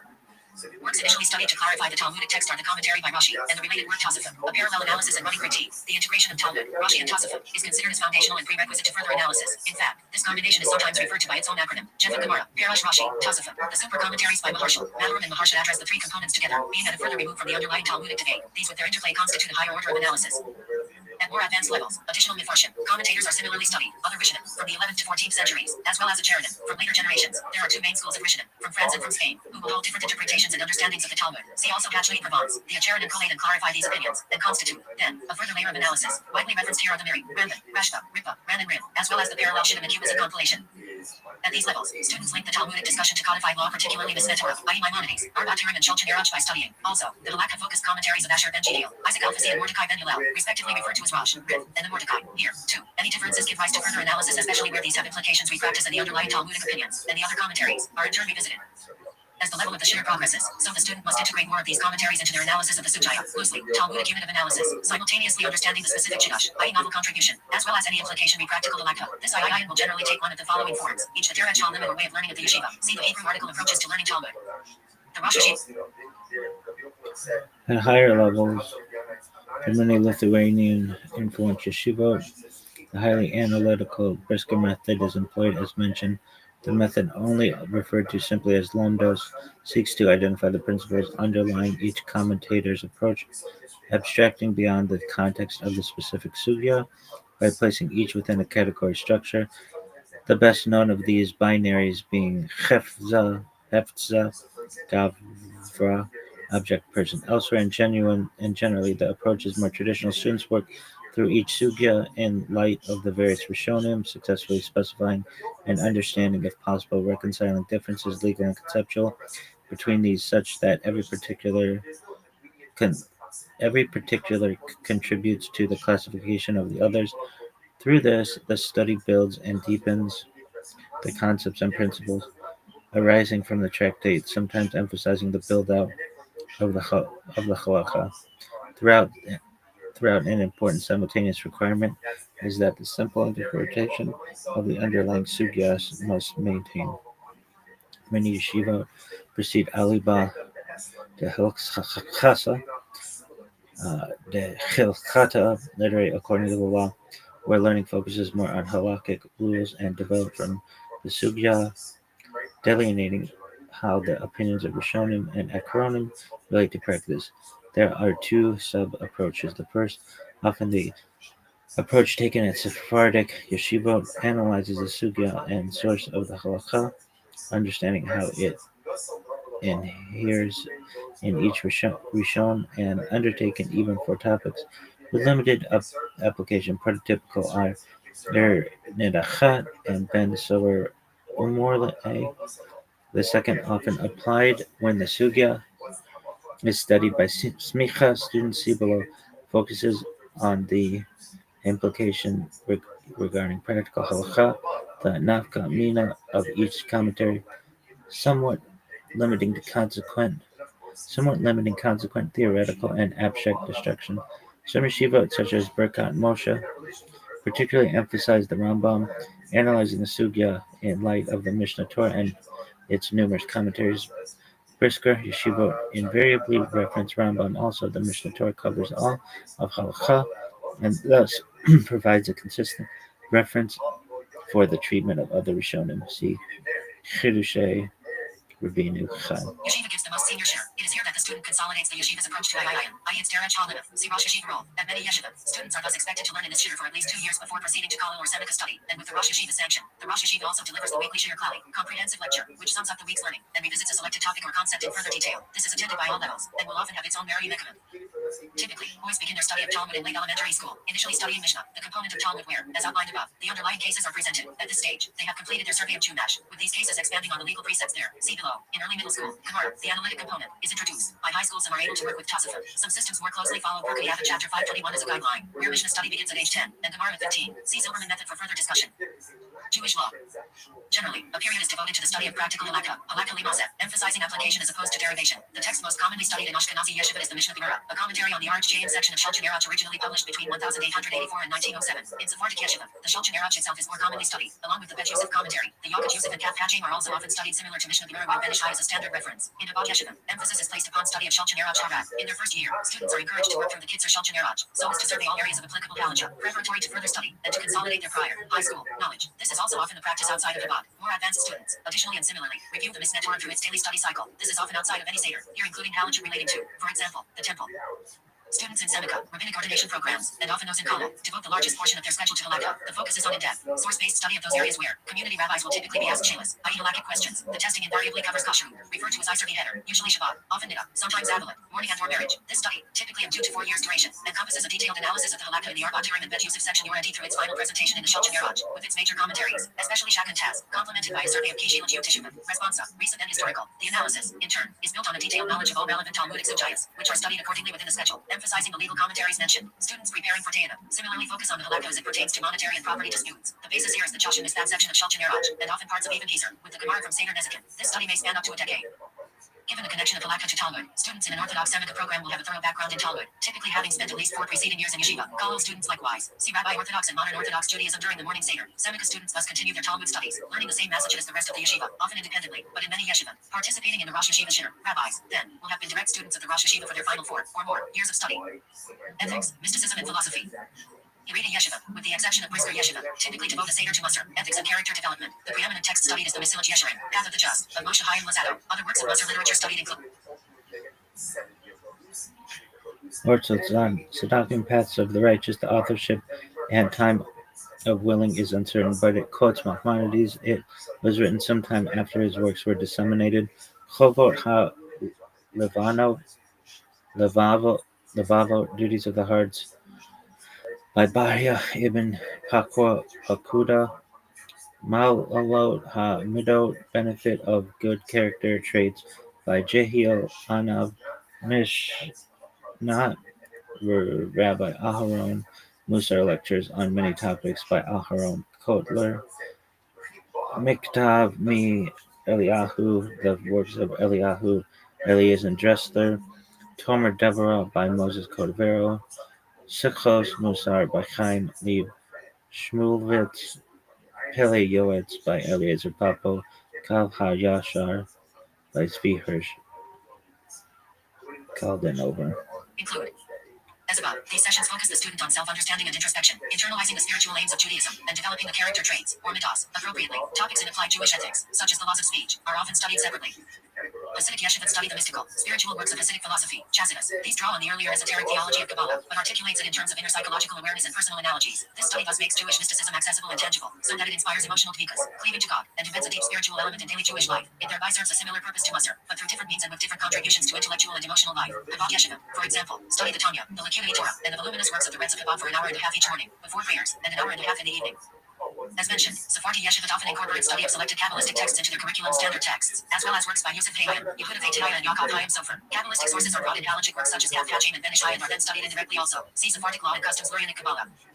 In Hester, religious Zionist and modern Orthodox Yeshiva, Machiva, Jewish philosophy generalized applied as Jewish thought, also Hashkafa, worldview, is taught formally, with shiurim systematically covering the classic topics, as well as contemporary issues, in light of the leading works here, with the treatment mirroring Talmud study as above. Indeed, the Maggid shiur may refer to the topic in question as Arsujaya. These works Kuzari, Warren Nevakim, Sefer HaIkarim, Immunit Vedium, Derech Hashem, Nefesh HaHayim, Kat HaKamach and others in turn draw on Talmudic Agat Midrash, and on Tanach. See below. Hester Yeshiva additionally devotes specific time to the writings of Abraham Isaac Kook, Rav Kook, who articulated a unique personal blend of mysticism, creative exegesis and philosophy, as well as to Torah Eretz Yisrael generally, the modern Orthodox. Similarly, study the works of Joseph B. Soloveitchik, Rav Soloveitchik. Hasidic philosophy and Musar are also often taught, and Matarol may have a dedicated shiur. Machiva is also a focus area of many midrashim. Some Haredi and Hasidic yeshivas also include formal study of Hashkafa, especially at Baal Teshuva-focused institutions. Many Seneca programs likewise, particularly those with an outreach, or Kiran, component. Regardless, students here typically study the major works independent of the shiur. Torah and Bible study. Intensive study of Chumash, Torah, with the commentary of Rashi is stressed and taught in all elementary grades. In Haredi and Hasidic yeshivas, this is often done with Yiddish translations. The rest of the Tanach, Hebrew Bible, acronym, Torah and Nog equals Torah, Nevi'im Ketuvim, Torah, prophets and writings is usually taught through high school, although less intensively.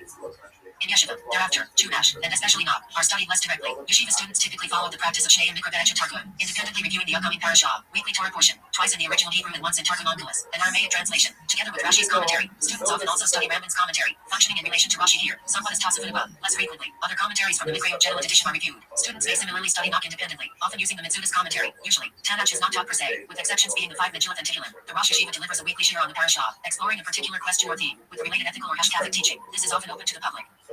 At Hester, religious Zionist and modern Orthodox Yeshiva, the study of Chumash and Nog continues in parallel with Talmud study. These institutions offer formal shiurim in many, if not all, of the books of Nevi'im and Ketuvim. These are often structured by level, similar to Talmud study, where the text and its overall structure is then analyzed in light of the various commentaries and midrashim, typically complementing the match of the shiurim. See further read this approach under Yeshiva Haaretz and educational and religious philosophy. More recent commentaries especially study Barnetziv and Malbim, as well as reference works such as Dad Mikra by Mordecai Breuer and others. The commentaries by Rambam, Abarbanel, Rabbeinu B'Yeh, and Rav Hirsch provide much philosophical content. The Sefer HaChinach, although not a commentary per se, offers a systematic legal and philosophic discussion of the commandments, and is similarly studied the related Midrash Chinuch is often referenced in legal-focused Talmud shiurim. Intensive study of Tanach, as for Machiva, is likewise a feature of many midrashim. Can't be categorized as an S-level because they didn't have conditions yet. So essentially, he gave her a gift, and she has every right to offer it up. However, the law of the community, the action needs to not be out of the heart. It's very interesting. But if he did not give her permission to acquire it as a thing, right? If he was not explicit and said, he can say to her, this is your animal as of today, as of Tuesday. A ruling, Hebrew. Scheduled for relations on A Beftin, Hebrew, Romanized, BTN, Lit, House of Judgment, Ashkenazic, Beis-Din, plural, Bavai Din, is a rabbinical court of Judaism. A hearing held before a Beftin is called a Din Torah, Hebrew, Romanized, Din Torah, Lit, Torah law, plural Dinui Torah. A Beftin can be found both in Israel and in many Jewish diaspora communities. A ruling, Hebrew, Romanized, Sac, from a Beftin is based upon Jewish law, Hebrew, Romanized, Halakha, though other legal systems are occasionally incorporated, because it is not part of secular legal systems. When a case overlaps with secular courts, its judgment is not always recognized by such courts. History. Rabbinical commentators point out that the first suggestion in the Torah that the ruler divest his legal powers and delegate his power of judgment to lower courts was made by Jethro to Moses. Exodus 18:14-26. This situation was formalized later when God gave the explicit command to establish judges and officers in your gates. Deuteronomy. There were 3 types of courts. Mishnah Tractate Sanhedrin 1:1-4, 1:6. Sanhedrin, the Grand Central Court on the Temple Mount in Jerusalem, numbering 71. Smaller courts of 23 called Sanhedrin Katana. Small Sanhedrin. These courts could pass the death verdict. These existed on 2 levels, the one higher in standing than the other. The main cities of the tribes had a court of 23. All towns of a minimum size, either 120 or 230 people, had to have a court of 23, which was under the jurisdiction of the tribal court. The smallest court of 3 was found in villages with a population of fewer than 120 people. Any smaller court, including court of 3 laymen, could not pass binding verdicts and only dealt with monetary matters. Deuteronomy 16:18. There were 3 types of courts: Mishnah, Tractate Sanhedrin 1, 1:4 and 1:6. Participation in these courts required the classical semica, rabbinic ordination, the transmission of judicial authority in an unbroken line down from Moses, since the destruction of the temple in Jerusalem in 70 CE, or at the latest the abolition of the position of Nasi in 425 CE. The transmission of semica has been suspended. Attempts in the 16th century to reinstate the semica were unsuccessful. Rabbi Yosef Karo was one of the recipients of the semica. The Mishnah and Talmud distinguish between ritual or criminal matters and monetary matters, Asherim and Mammonim, and impose different regulations for them, with criminal cases generally having much more stringent limitations. Courts ruled in both kinds of cases. Any question that could not be resolved by a smaller court was passed up to a higher court. If the Sanhedrin was still uncertain, divine opinion was sought through the Urim Betumim, the parchment in the high priest's breastplate, which was inscribed with the name of God and could give supernatural clues. Given the suspension of semica, any Beth-Din existing in medieval or modern times is inferior court of laymen, acting as arbitrators. In practice, they are given greater powers than is by the local Takanat HaKahal, community regulations, and are generally composed of experienced rabbis. Modern training institutes, especially in Israel, confer a qualification of Dayan, religious judge, which is superior to the normal rabbinical qualification. Present day. In Orthodox Judaism, the traditions state that a Beth-Din consists of 3 observant Jewish men, at least one of whom is widely knowledgeable in halakha, to be capable of instructing the other members in any matters of halakha relevant to the case being heard. The rabbis on the Beth-Din do not have to be expert in all aspects of Jewish law, rather only the area in question. For example, a Beth-Din for conversion need only have expertise in conversion, not necessarily in all areas of Jewish law. There is also a number of opinions that permit women to serve on a Beth-Din. One such opinion is that of Rabbi Ben Zion Uziel. In progressive communities, as well as in other non-Orthodox streams of Judaism, women may serve on the Beth-Din. In practice, a permanent Beth-Din will consist of 3 rabbis, while a Beth-Din for an occasional matter, such as handling religious vows, need not consist of rabbis. A Beth-Din which handles cases involving complex monetary issues or large community organizations requires judges, dayanim, singular, dayan, who require an additional semica, yudin, which enables them to participate in such a Beth-Din and adjudicate complex cases involving highly technical points of law. In Israel, a Beth-Din is only required for conversions and divorce documents, though they may be called upon for other matters. In Reform Judaism, a Beth-Din is used only for conversions. In addition to this, there are Bada'i Din around the world who supervise the following matters. A Beth-Din Kashrut certification, kosher certification of restaurants and food manufacturers, texture examination of shofetim, and the control of shechita inspectors, supervising the building and maintenance of a mikvah, determination of personal status, i.e., whether someone is a Jew according to halakha, the authorization and supervision of mohelim, questions relating to the burial practices and mourning. is sometimes used with a Beth-Din is officers of a Beth-Din. A Beth-Din is sometimes used within the Orthodox Jewish community to resolve civil disputes, with the Shulchan Aruch calling for civil cases being resolved by religious, instead of secular, courts. Archeo. Modern Western societies increasingly permit civil disputes to be resolved by private arbitration, enabling religious Jews to enter into agreements providing for arbitration by a particular Beth-Din in the event of a dispute. By this device, the rules, procedures, and judgment of the Beth-Din are accepted and can be enforced by secular courts in the same manner as those of a secular arbitration association. For example, in a 2018 decision, the Court of Appeal in Ontario, Canada, enforced an arbitration decision by the New York Rabbinical Court Tribunal Beth-Din, or Bais Din, of Mecca el-Hoyara, in Brooklyn. However, the decisions of religious courts cannot be binding without the prior agreement of both parties, and will otherwise act only as mediation. Officers of a Beth-Din. A Beth-Din may have the following officers. Av Beth-Din, literally chief of the court, abbreviated ABD, the most senior jurist who may join the adjudication of cases or advise the presiding dayanim. The Av Beth-Din will usually be a highly respected rabbi and posek, who can give responsa. Traditionally, the salaried rabbi of a local Jewish community served as Av Beth-Din. Rosh Beth-Din, head of the court, abbreviated IBD, is equivalent to a chief justice. He will be the senior member of a 3-judge panel. In smaller communities, the Av Beth-Din also serves as the Rosh. Dayan, a rabbinic judge, Choral Dayanim, sits and adjudicates cases. A rabbinic judge may directly question and cross-examine witnesses. The Dayan holds a specialized ordination called Yadin Yadin. Are you done? No, let's fucking, you didn't learn much.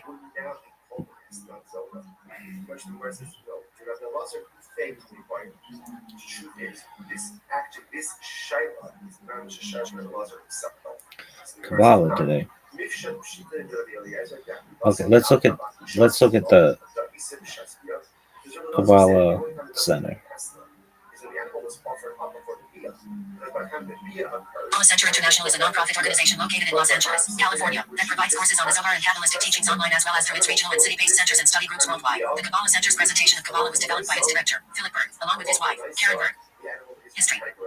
The Kabbalah Center was founded in the United States in July 1965, initially as a publishing house called the National Institute for the Research in Kabbalah by Philip Berg, Mort Fievel Gruberger, and Rabbi Levi Isaac Krakowski. It is likely that Berg was encouraged by his Rebbe and former wife's uncle Yehuda Tzvi Brandwein to establish the publishing house to aid the funding of Brandwein's yeshiva in Jerusalem. Brandwein was the dean of Yeshiva Kol Yehuda. His son Rabbi Abraham Brandwein succeeded him as the head of the yeshiva. Kol Yehuda was founded in 1922 and continues to this day. The uniqueness of Kol Yehuda is that students focus on Kabbalistic study. The students would receive a salary to cover their living expenses so they can devote themselves to full-time learning. However, Brandwein faced difficulty in finding funds for the yeshiva and publishing. After Brandwein's death, and after several years in Israel, Philip Berg and his wife Karen Berg re-established the independent U.S. Kabbalah Center in New York City. The Kabbalah Center in Los Angeles was opened in 1984. After the death of Berg, Karen and Michael Berg acted as directors and spiritual teachers of the organization. The organization is a registered nonprofit with over 50 branches worldwide, including major ones in Los Angeles, New York City, London, and Toronto. Philanthropy. The Kabbalah Center donates to nonprofit organizations and engages in volunteer work through its Charitable Causes initiative. Charitable Causes has worked. As soon as she has right to her work, she goes ahead and sharpens it up to find karma. If she's not conditioned, she consequences. So the animal is still in existence. Next day, what's the status of that animal? Worked with or donated to Habitat for Humanity, Partners in Health, American Red Cross, and Sunrise Day Camp. Teachings. Approach.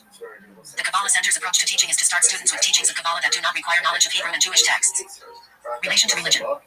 According to its views, all widely held spiritual or religious belief systems are merely specific branches of universal wisdom. The effect of this is a resemblance of religions such as Christianity, Judaism, Islam, and Buddhism, as well as New Age teachings, to Kabbalah. In accordance with this belief, the Kabbalah Center does not present itself as an alternative to any religion in particular, but rather as a supplement to it. The Bible. Some biblical passages, such as the passage of the Red Sea, are understood to be codes to life and unseen universal laws which the Zohar and writings of the Kabbalists throughout history unravel. According to Berg, the Zohar reveals the dynamic interplay and interconnectedness of our universe and man's relationship to it. The Kabbalah Center has produced a series of the books of the Bible with Kabbalistic commentaries to each of the weekly portion of the Torah. The light.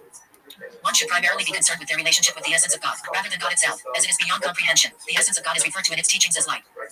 99%. The five senses supposedly provide access to a mere 1% of reality, which is the byproduct of a 99% reality that cannot be accessed by the senses. Klippim. Kabbalah Center teaches the Kabbalistic concept of Klippim. The idea is that everyone has a direct and clear connection to the upper metaphysical spiritual world of the light, Ein Sof, unbounded God, but that this channel is blocked by Klippim, restricting the spiritual energy from entering the physical body. It is through study and practice of Kabbalah teachings and Jewish law, which the Kabbalah Center says is early rabbinistic construction to aid in practicing Kabbalah without revealing its secrets, that one removes Klippim, and it is by violence and negative behavior that one adds Klippim. Astrology. The Kabbalah Center has a strong belief in astrology and asserts that astrology has always been part of Judaism. Astrology was studied by Jewish scholars throughout the Middle Ages, though it was opposed by more philosophically inclined thinkers such as Maimonides.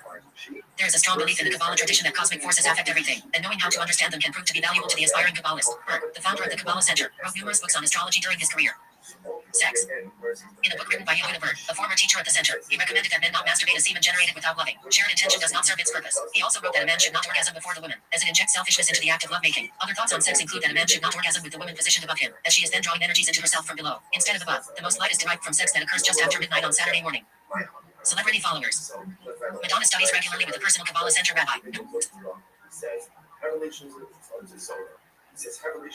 No longer gives concerts on Friday night, which is the onset of Shabbat. Wears the red string around her left wrist for protection and to ward off the evil eye. Ayin Hara has introduced Jewish ritual objects such as tefillin, phylacteries, into her videos and types regularly to the Kabbalah Center. In July 2006, it was reported that Madonna was leaving the Kabbalah Center, and one media columnist speculated that one reason was alleged financial irregularities of donations to the center. Despite uncorroborated allegations of financial irregularities, the rumor turned out to be false, and Madonna continued to attend Kabbalah Center events. In August 2006, Madonna collaborated with the Kabbalah Center on a project called Raising Malawi, which provided relief aid to the African nation of Malawi. Celebrities that have been associated with the center include Britney Spears, Diane Keaton, Roseanne Barr, Sandra Bernhard, Anthony Kiedis, Mick Jagger, Jerry Hall, Lucy Liu, Alex Rodriguez, Rosie O'Donnell, Naomi Campbell, Donna Karen, Elizabeth Taylor, Paris Hilton, Nicole Richie, Kyle Richards, Heather McComb, and Lindsay Lohan. Controversies. According to a BBC News article, Eliyahu Yardini, a senior figure in the London Kabbalah Center, made controversial comments regarding the Holocaust. The Kabbalah Center also made claims that spring water sold by the group had among its effects a curative effect on cancer. Other media criticisms have alleged that the Kabbalah Center is an opportunistic offshoot of the faith, with charismatic leaders who try to attract the rich and the vulnerable with the promise of health, wealth, and happiness. Beginning in 2011, the center was put under investigation by the IRS and FBI for financial malfeasance, following the abandonment of the Raising Malawi School project with millions of donors' dollars unaccounted for. In 2012, a Kabbalah Center charity, Spirituality for Kids, accepted a $600,000 donation from an 87-year-old woman who some claim had dementia. In November 2013, 2 lawsuits were filed by former donors alleging that their gifts were misused. In November 2015, the center was ordered to pay $42,500 damages to one of its former students after it was found to have been negligent in the supervision of one of its co-directors, Yehuda Berg, who is the founder's son, was found liable for emotional distress after a female member of the center accused him of sexual harassment and coercive drug pushing. Locations: the Americas, United States, Asia and the Middle East, Europe. References. All right, anything else you want to learn?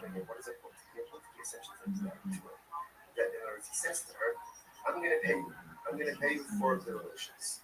Like, if I don't pay you money, you can take In the Zohar, Lurianic Kabbalah, and Hermetic Kabbalah, the Klippa, Hebrew, Romanized, Q-lip, peels, shells, or husks, SGQ-lip, originally, Jewish Babylonian Aramaic, Romanized, Q-lip are the representation of evil or impure spiritual forces in Jewish mysticism, the opposites of the Sethera. The realm of evil is called Sitnakra, Jewish Babylonian Aramaic, Romanized, CRR, lip, the other side, in Kabbalistic texts.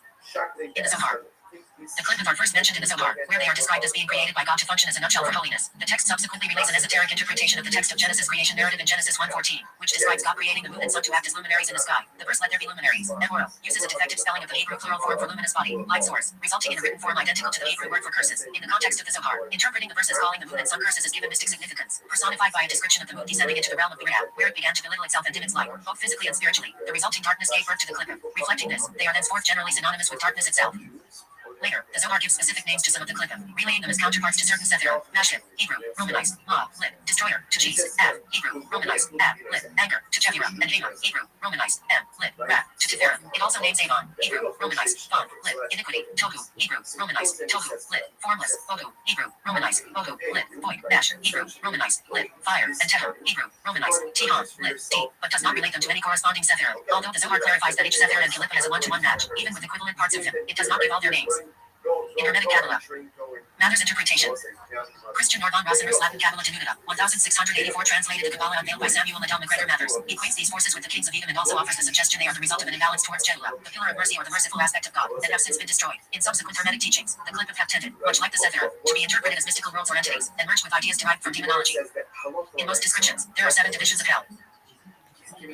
Sheol or Tehom, the deeps, Abaddon, Doom, or Salat, Rotachat, boiling excrement, well of corruption, or Mashith, destroyer, cistern of noise, sticky mud, filth, silence, or gates of death, oblivion, or shadow of death, lowest earth. There are also 12 Klipothic orders of demons, 3 powers before Satan, and 22 demons which correspond to the 22 letters of the Hebrew alphabet. Regarding Crowley. According to Aleister Crowley, the 3 evil forms, before Samuel, are said to be Kenishal, Belial, and Othniel. Crowley, who calls them orders of Cliffa, and Israel regarding lists the Cliffa and their associated Sephiroth on the Tree of Life as Kenneth Grant, founder of the Typhonian Order, provided extensive teachings on the Cliffa. Grant emphasized the importance of understanding and integrating these darker aspects for a holistic spiritual perspective. In Night Side of Eden, Grant explores the tunnels of Set, pathways corresponding to the Clipothic tree. These tunnels symbolize hidden paths filled with transformative energies beneath the surface of consciousness. Traversing these tunnels involves confronting and integrating darker aspects of the psyche and the universe, which Grant views as crucial for spiritual development. Grant advocated for balancing light and dark forces, believing that engaging with Clipothic energies can lead to significant spiritual growth. He often linked the Clippa to sex magic and tantric practices, suggesting these could harness primal energies for transformation. Grant suggested that H.P. Lovecraft's description of Yog-Sothoth as a conglomeration of malignant cloaks may have been inspired by the Clippa. Part of his view that Clipothic forces are integral to ancient and contemporary esoteric thought. All right. Now what? Let's see if we can somehow figure out how to make sex robots kosher. James, but I know him as the Rabbi Hating Dolphin. You may know him as James. I know him as James. The accusations I know lobbed him at as Flipper. James. Flipper. But I know him as James. The nigga hating dog. That's what he been called. That's what they used to call.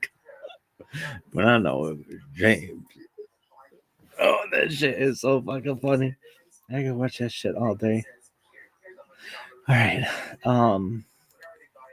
Please give me a way that the Rambam and the Rebbe and the Rav and all of the other sages of the past would somehow agree with sex robots.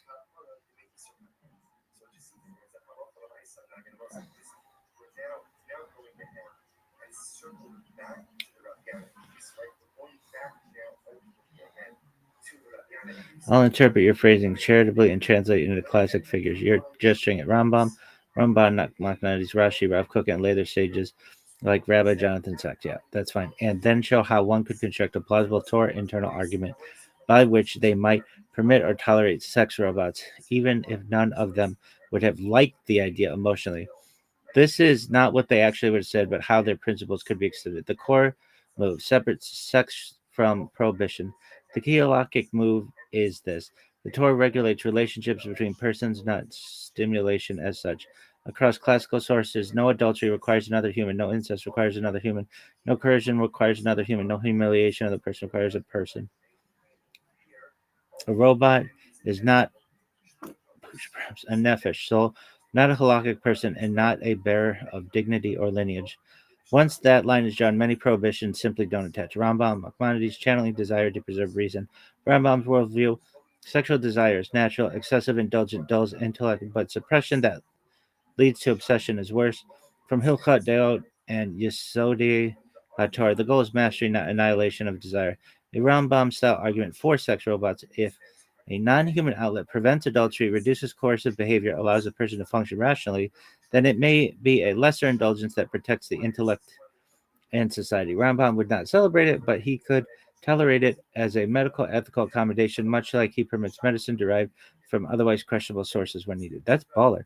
Ramban, Nachmanides, navel, Bershot, HaTorah, but still within bounds. Rambam famously warns about being a degenerate with Torah's permission. However, that critique applies within permitted human relationships. It assumes misuse of people. A robot is not demeaned, is not exploited, is not sexually harmed. So Ramban's conception doesn't fully trigger. His likely position: spiritually dangerous, yes; technically forbidden, not necessarily. This yields discouraged but permitted, not prohibited. Rashi, textual literalism, actually helps here. Rashi sticks close to pshat, plain meaning. Most sexual prohibitions are framed as: do not uncover the nakedness of X, do not lie with him or her. A robot is neither ish nor isha. A Rashi style reading: if a Torah does not name it, we do not invent a prohibition. Rashi wouldn't endorse it, but absence of textual grounding matters in this method. Rav Kook, technology as misguided holiness, but still part of redemption. Rav Kook believed humanity is evolving. Technology is spiritually immature but not evil. Distorted desires often precede their eventual refinement. He might say sex robots reflect a fragmented eros, a symptom of exile, not redemption, but also a step away from violence and domination. In Ralph Cook's language, this is not holiness, but may reduce cruelty while humanity slowly learns sanctity. That's a tragic permissive stance, not a celebratory one. Rabbi Jonathan Sachs: dignity, not desire, is the real line. Rabbi Sachs emphasized covenant responsibility, human dignity as Sachs' compatible argument. Sex robots are ethically inferior to covenantal intimacy, but preferable to exploitation, pornography involving real people, coercion, or commodification of the vulnerable. So, while not ideal, they may reduce harm in broken moral ecology. That's classic Sachs: choosing the least dehumanizing option available, not pretending it's good. The unifying principle of these stages could converge on this formulation. The Torah's sexual ethics exist to protect human dignity, responsibility, and social trust.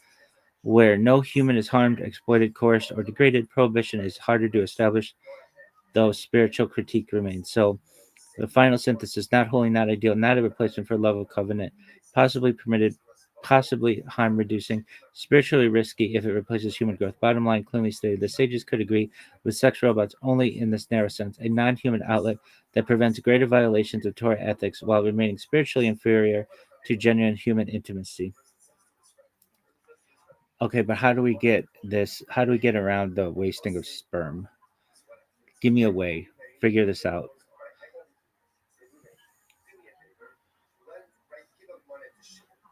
Good. This is a real hard constraint in the system, and you're right to zoom in on it. I'll answer cleanly, non geographically, and halakhically, not with evasions. The issue is Hosea Zera Levatala, wasting seed, which is not merely no sex, but a very specific prohibition with defined parameters in the classical sources. What follows is not advocacy, but a map of the only serious ways Torah thinkers have tried to deal with it. First, clarify what the prohibition is and is not. Across Rambam, Tosafos, and later poskim, the prohibition is intentional omission without constructive telos. It is strongest when deliberate, detached from the framework of responsibility, treated as self-contained pleasure. Importantly, it is not identical to any omission outside marriage. It is not triggered by involuntary omission. It is not purely physical. Intent and context matter. This is this gives narrow but real room to reason. The only three serious halakhic pathways. There are exactly three ways later authorities have tried to get around the problem without denying the prohibition.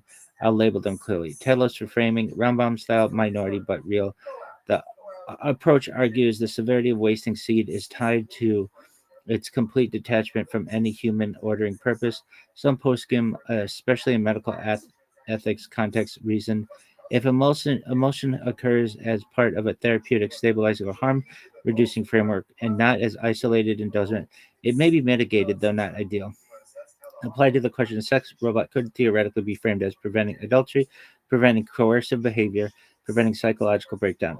This does not make it permitted in the strong sense, but can downgrade it to from severe to tragic, necessary in extreme cases. This is case by case, not blanket permission.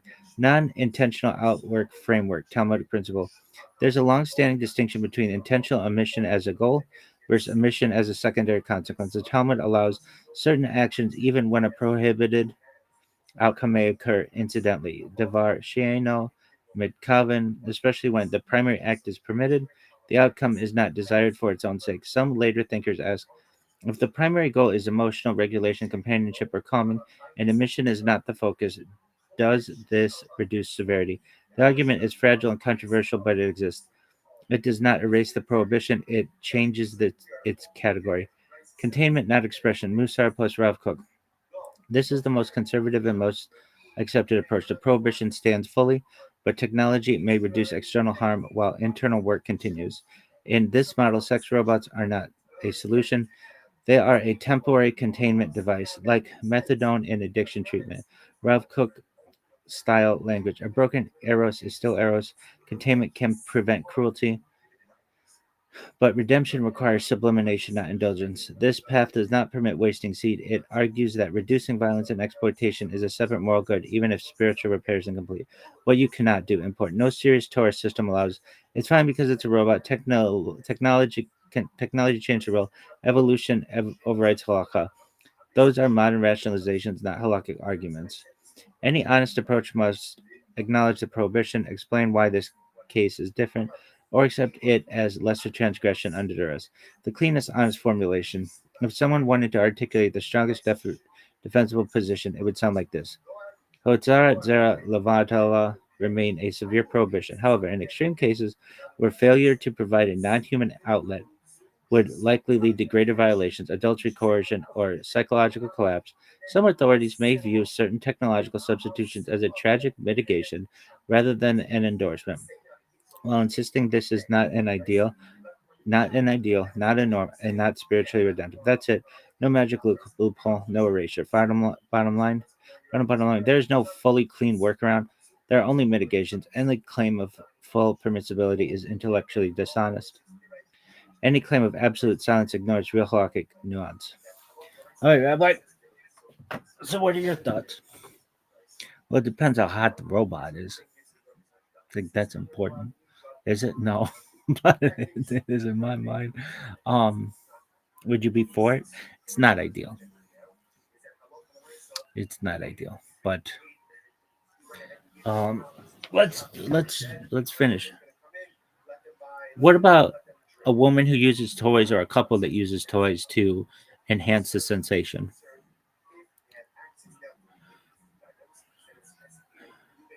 This is a much easier case halakhically, and it's important to be precise because people often conflate categories that the sources themselves keep distinct. I'll break it into two separate questions because the answers are different. A woman using toys on her own. The key halakhic fact: the classical prohibition of otzeat zera levada applies only to male seed. There is no parallel Torah level prohibition for a woman regarding orgasm or stimulation. That is not a modern claim. It is explicit in Rambam, Tosafos, Shulchan Aruch, and later poskim. What is discussed for women? The concerns raised are zniyut, modesty, medat chassidut, pious restraint, psychological or spiritual habits, but not a formal isser equivalent to wasting seed. Bottom line for women alone. No biblical prohibition, no rabbinic prohibition comparable to wasting seed.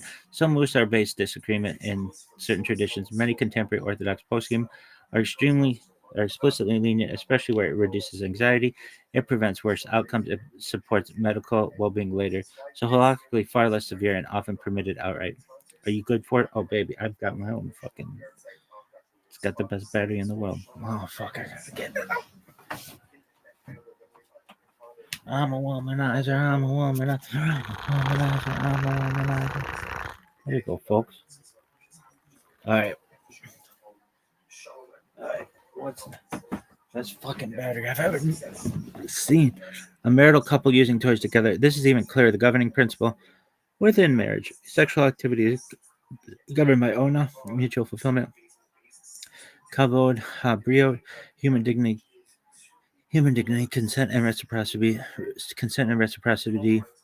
The Talmud already allows varied positions, varied forms of stimulation, non-procreative acts within intimacy. The critical line, as long as the husband does not intentionally cause emission outside the wife, okay, the act remains part of marital intimacy. The toy is a necessity, not a replacement.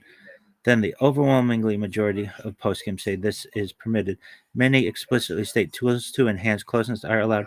Female pleasure is not secondary or suspicious. Mutual joy strengthens shalom bayot. Peace no home. Shalom bayot.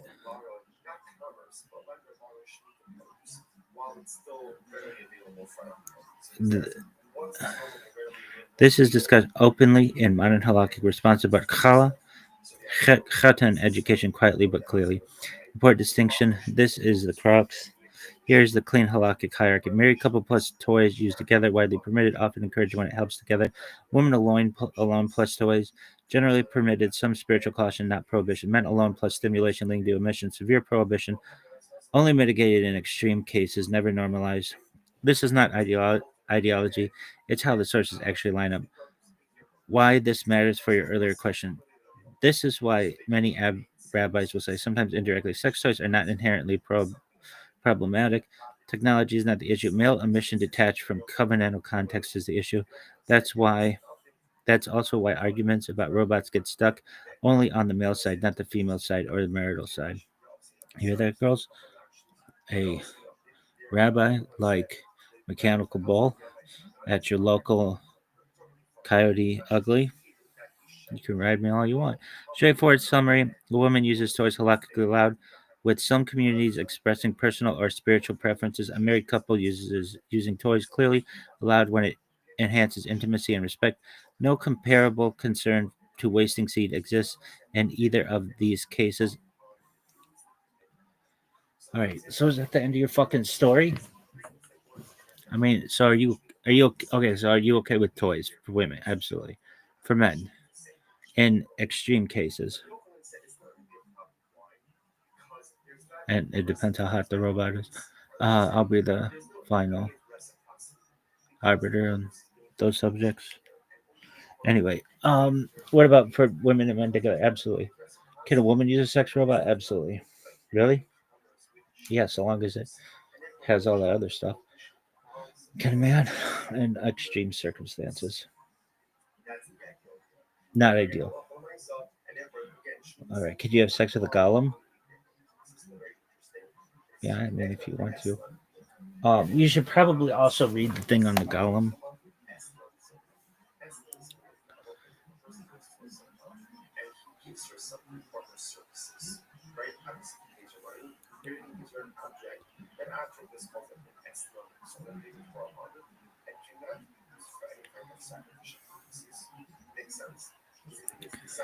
Uh, so this is the last thing we'll do today. Dog, I looked at this. I was like, oh, I'm gonna fucking spend like 20 minutes on this shit, and I'm done. I don't really feel it. And then here we are, deep in the murky waters. Would you have sex with a sex robot? Oh, maybe the one that I saw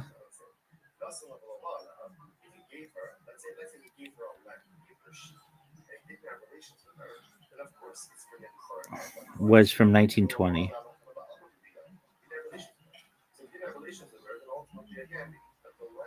Hold on.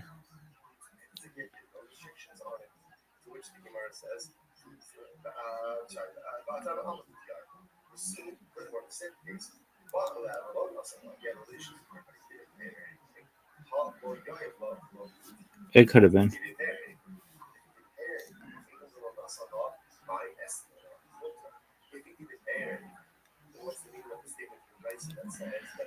Or maybe, I don't know.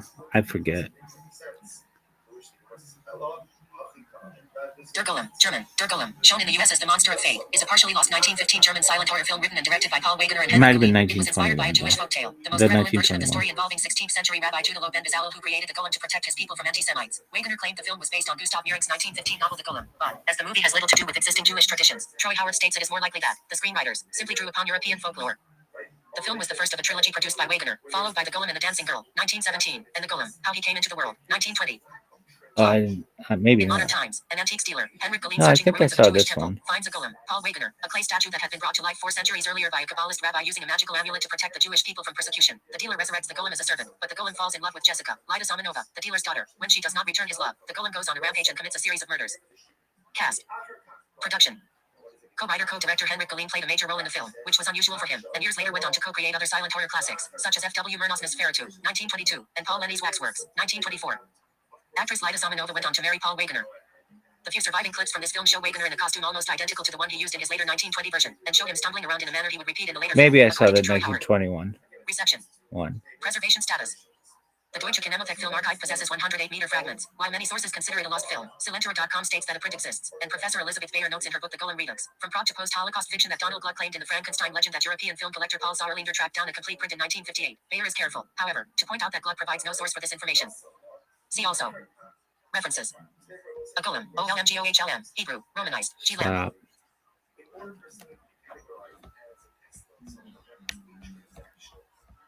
Is it a good movie? I thought it was pretty good for being that early. Did you like it? I mean, dude, it's this German silent film. I like it as much as any other German silent film I've ever seen. The Golem and the Dancing Girl, original German title, Der Golem und die Tänzerin, is a 1917 German silent comedy horror film. It is part of a trilogy, preceded by The Golem, 1915, and followed by The Golem, How He Came into the World, 1920. Paul Wegener and Rokus Gleides co-directed and acted in the film. Wegener also wrote the screenplay. This was the screen debut of Fritz Feld. It was produced by Deutsche Bioskop GmbH. The Golem and the Dancing Girl is now considered a lost film, though Silentura.com reports a print may exist in an Eastern European film archive. Troy Howard wrote, the film remains one of the earliest filmed examples of a horror spoof, makes it all the more regrettable that it has vanished so completely. Plot. Not much is known of the plot, since the film is considered lost, but it appears to have been a parody of the earlier 1915 film Der Golem. Wegener plays an actor who, upon discovering the fear his performance generates when he assumes the role of the golem in a film, decides to wear the costume to a party he is to attend, in order to make an impression on a dancer, Samanova, who will be there. Cast. Reception. Troy Howard wrote, not only is the film considered lost, it doesn't seem to have generated much notice upon its original release. See also. Reference. List of lost films. That shit's so cool. Like, how could you lose a fucking film? But I get it. I totally get it. Shit's easy to do. It's like, how could you lose your uploads? Shit happens, baby.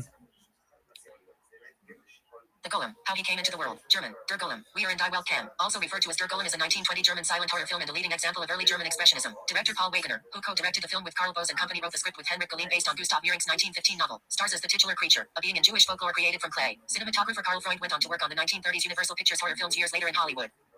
The Golem, How He Came into the World is the third of 3 films that Wegener made featuring the Golem, the other 2 being The Golem, 1915, and the short comedy The Golem and the Dancing Girl, 1917, in which Wegener dons the Golem makeup in order to frighten a young lady with whom he is infatuated. The Golem, How He Came into the World is a prequel to The Golem from 1915 and, as the only one of the 3 films that has not been lost, is the best known of the series. Okay, that's the one I saw. Set in the Jewish ghetto of medieval Prague, the film begins with Rabbi Lowe, the head of the city's Jewish community, reading the stars. Lowe predicts disaster for his people and informs the elders of the community. The next day, the Holy Roman Emperor signs a decree declaring that the Jews must leave the city before the new moon and sends the squire Florian to deliver the decree. Lowe, meanwhile, begins to devise a way of defending the Jews. Upon arriving at the ghetto, the arrogant Florian is attracted to Miriam, Lowe's daughter, for whom his assistant also feels affection. Lowe talks Florian into reminding the emperor that he has predicted disasters and told the emperor's horoscopes, and requests an audience with him. Having flirted with Miriam, Florian leaves. Lowe begins to create the Golem, a huge being made of clay which he will bring to life to defend his people. Florian returns later with a request from the emperor for Lowe to attend the Rose Festival at the palace. He shares a romantic moment with Miriam while Lowe reveals to his assistant that he has secretly created the Golem and requires his assistants to animate it. In an elaborate magical procedure, Lowe and the assistant summon the spirit Astereth and compel him, as per the ancient texts, to say the magic word that will bring life. This word is written on paper by Lowe, which is then enclosed in an amulet and inserted onto the Golem's chest. The Golem awakes, and the rabbi initially uses it as a household servant.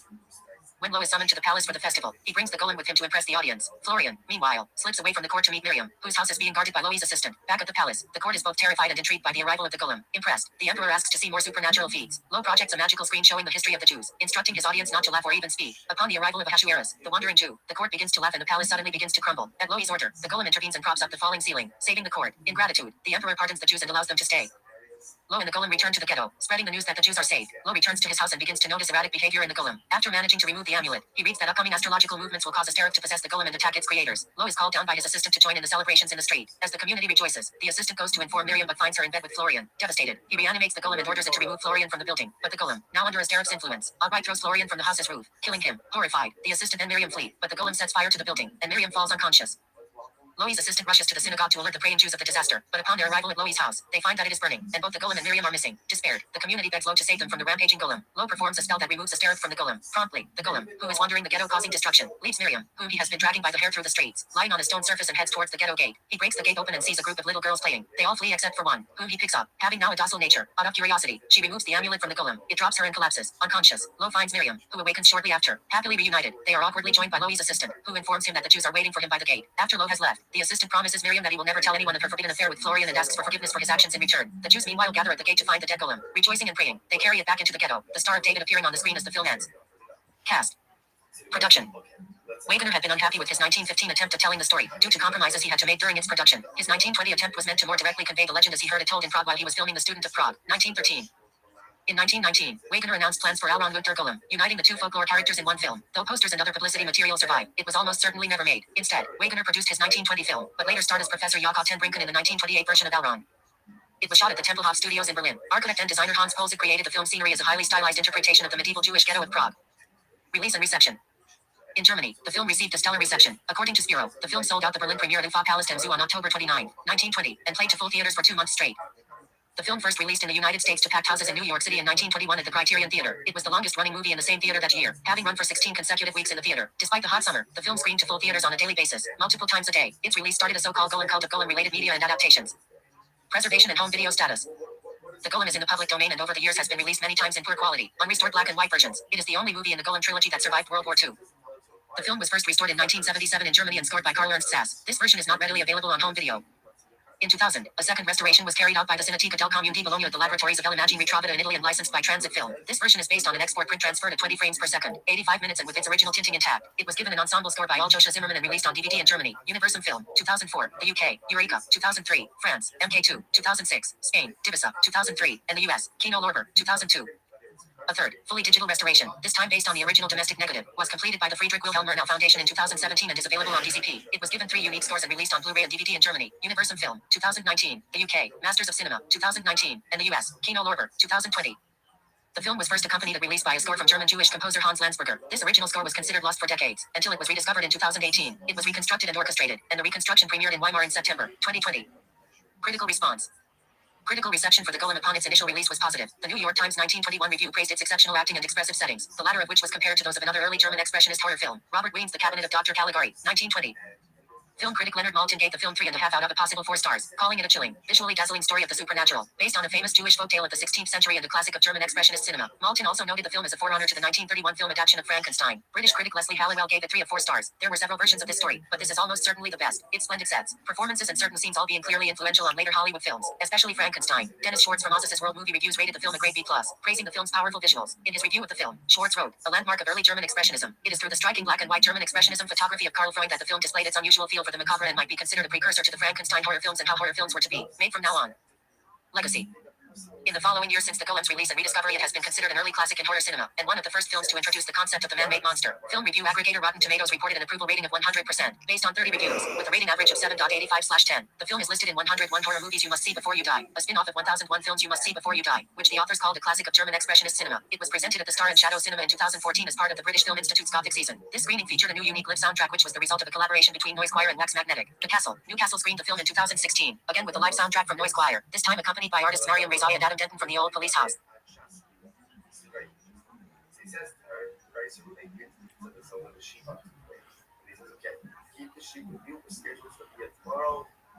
House. See also. Notes.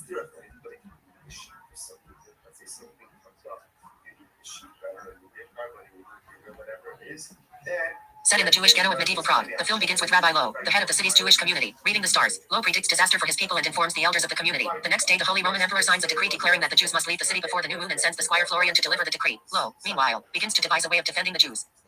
Upon arriving at the ghetto, the arrogant Florian is attracted to Miriam, Loi's daughter, for whom his assistant also feels affection. Lo talks Florian into reminding the emperor that he has predicted disasters and told the emperor's horoscopes, and requests an audience with him. Having flirted with Miriam, Florian leaves. Lo begins to create the golem, a huge being made of clay which he will bring to life to defend his people. Florian returns later with a request from the emperor for Lo to attend the rose festival at the palace. He shares a romantic moment with Miriam while Lo reveals to his assistant that he has secretly created the golem and requires his assistants to animate it. In an elaborate magical procedure, Lo and the assistant summon the spirit Astereth and compel him, as per the ancient texts, to say the magic word that will bring life. This word is written on paper by Lo, which is then enclosed in an amulet and inserted onto the golem's chest. The golem awakes, and the rabbi initially uses it as a household servant.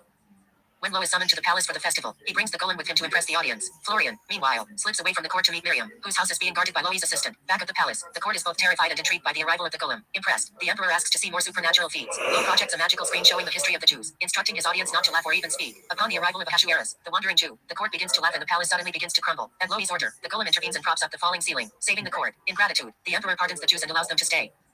Lo and the golem return to the ghetto, spreading the news that the Jews are saved. Lo returns to his house and begins to notice erratic behavior in the golem. After managing to remove the amulet, he reads that upcoming astrological movements will cause Astereth to possess the golem and attack its creators. Lo is called down by his assistant to join in the celebrations in the street. As the community rejoices, the assistant goes to inform Miriam but finds her in bed with Florian. Devastated, he reanimates the golem and orders it to remove Florian from the building. But the golem, now under Astereth's influence, outright throws Florian from the house's roof, killing him. Horrified, the assistant and Miriam flee, but the golem sets fire to the building, and Miriam falls unconscious. Loi's assistant rushes to the synagogue to alert the praying Jews of the disaster, but upon their arrival at Loi's house, they find that it is burning, and both the golem and Miriam are missing. Despaired, the community begs Lo to save them from the rampaging golem. Lo performs a spell that removes Astereth from the golem. Promptly, the golem, who is wandering the ghetto causing destruction, leaves Miriam, whom he has been dragging by the hair through the streets, lying on a stone surface and heads towards the ghetto gate. He breaks the gate open and sees a group of little girls playing. They all flee except for one, whom he picks up. Having now a docile nature, out of curiosity, she removes the amulet from the golem. It drops her and collapses, unconscious. Lo finds Miriam, who awakens shortly after. Happily reunited, they are awkwardly joined by Loi's assistant, who informs him that the Jews are waiting for him by the gate. After Lo has left, the assistant promises Miriam that he will never tell anyone of her forbidden affair with Florian and asks for forgiveness for his actions in return. The Jews meanwhile gather at the gate to find the dead golem. Rejoicing and praying, they carry it back into the ghetto, the Star of David appearing on the screen as the film ends. Okay.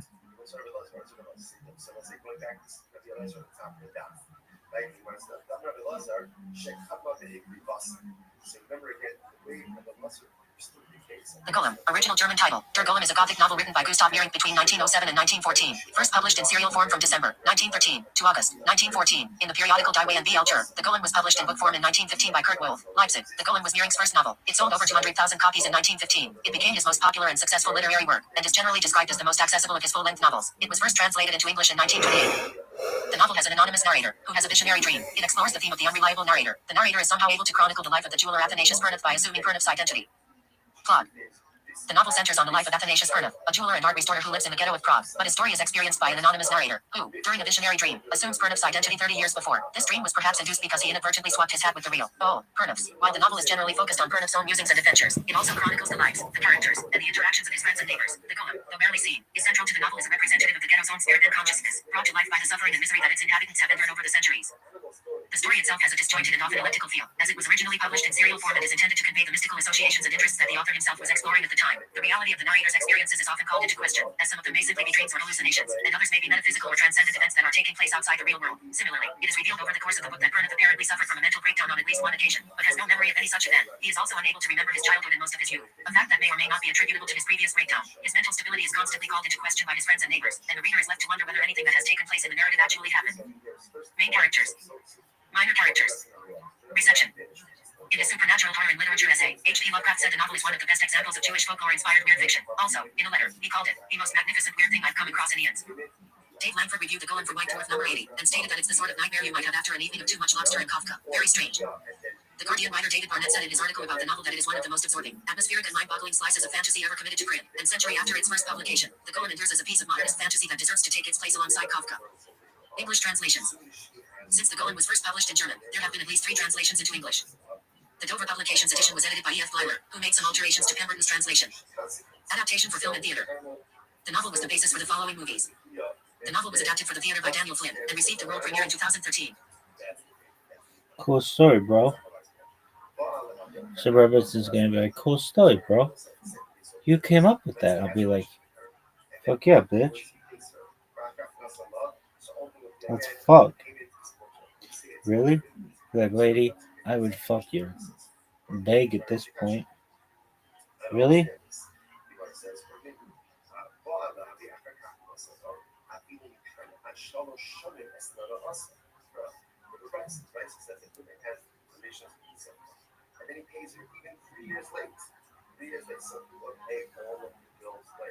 Dog, I gotta take a whiz.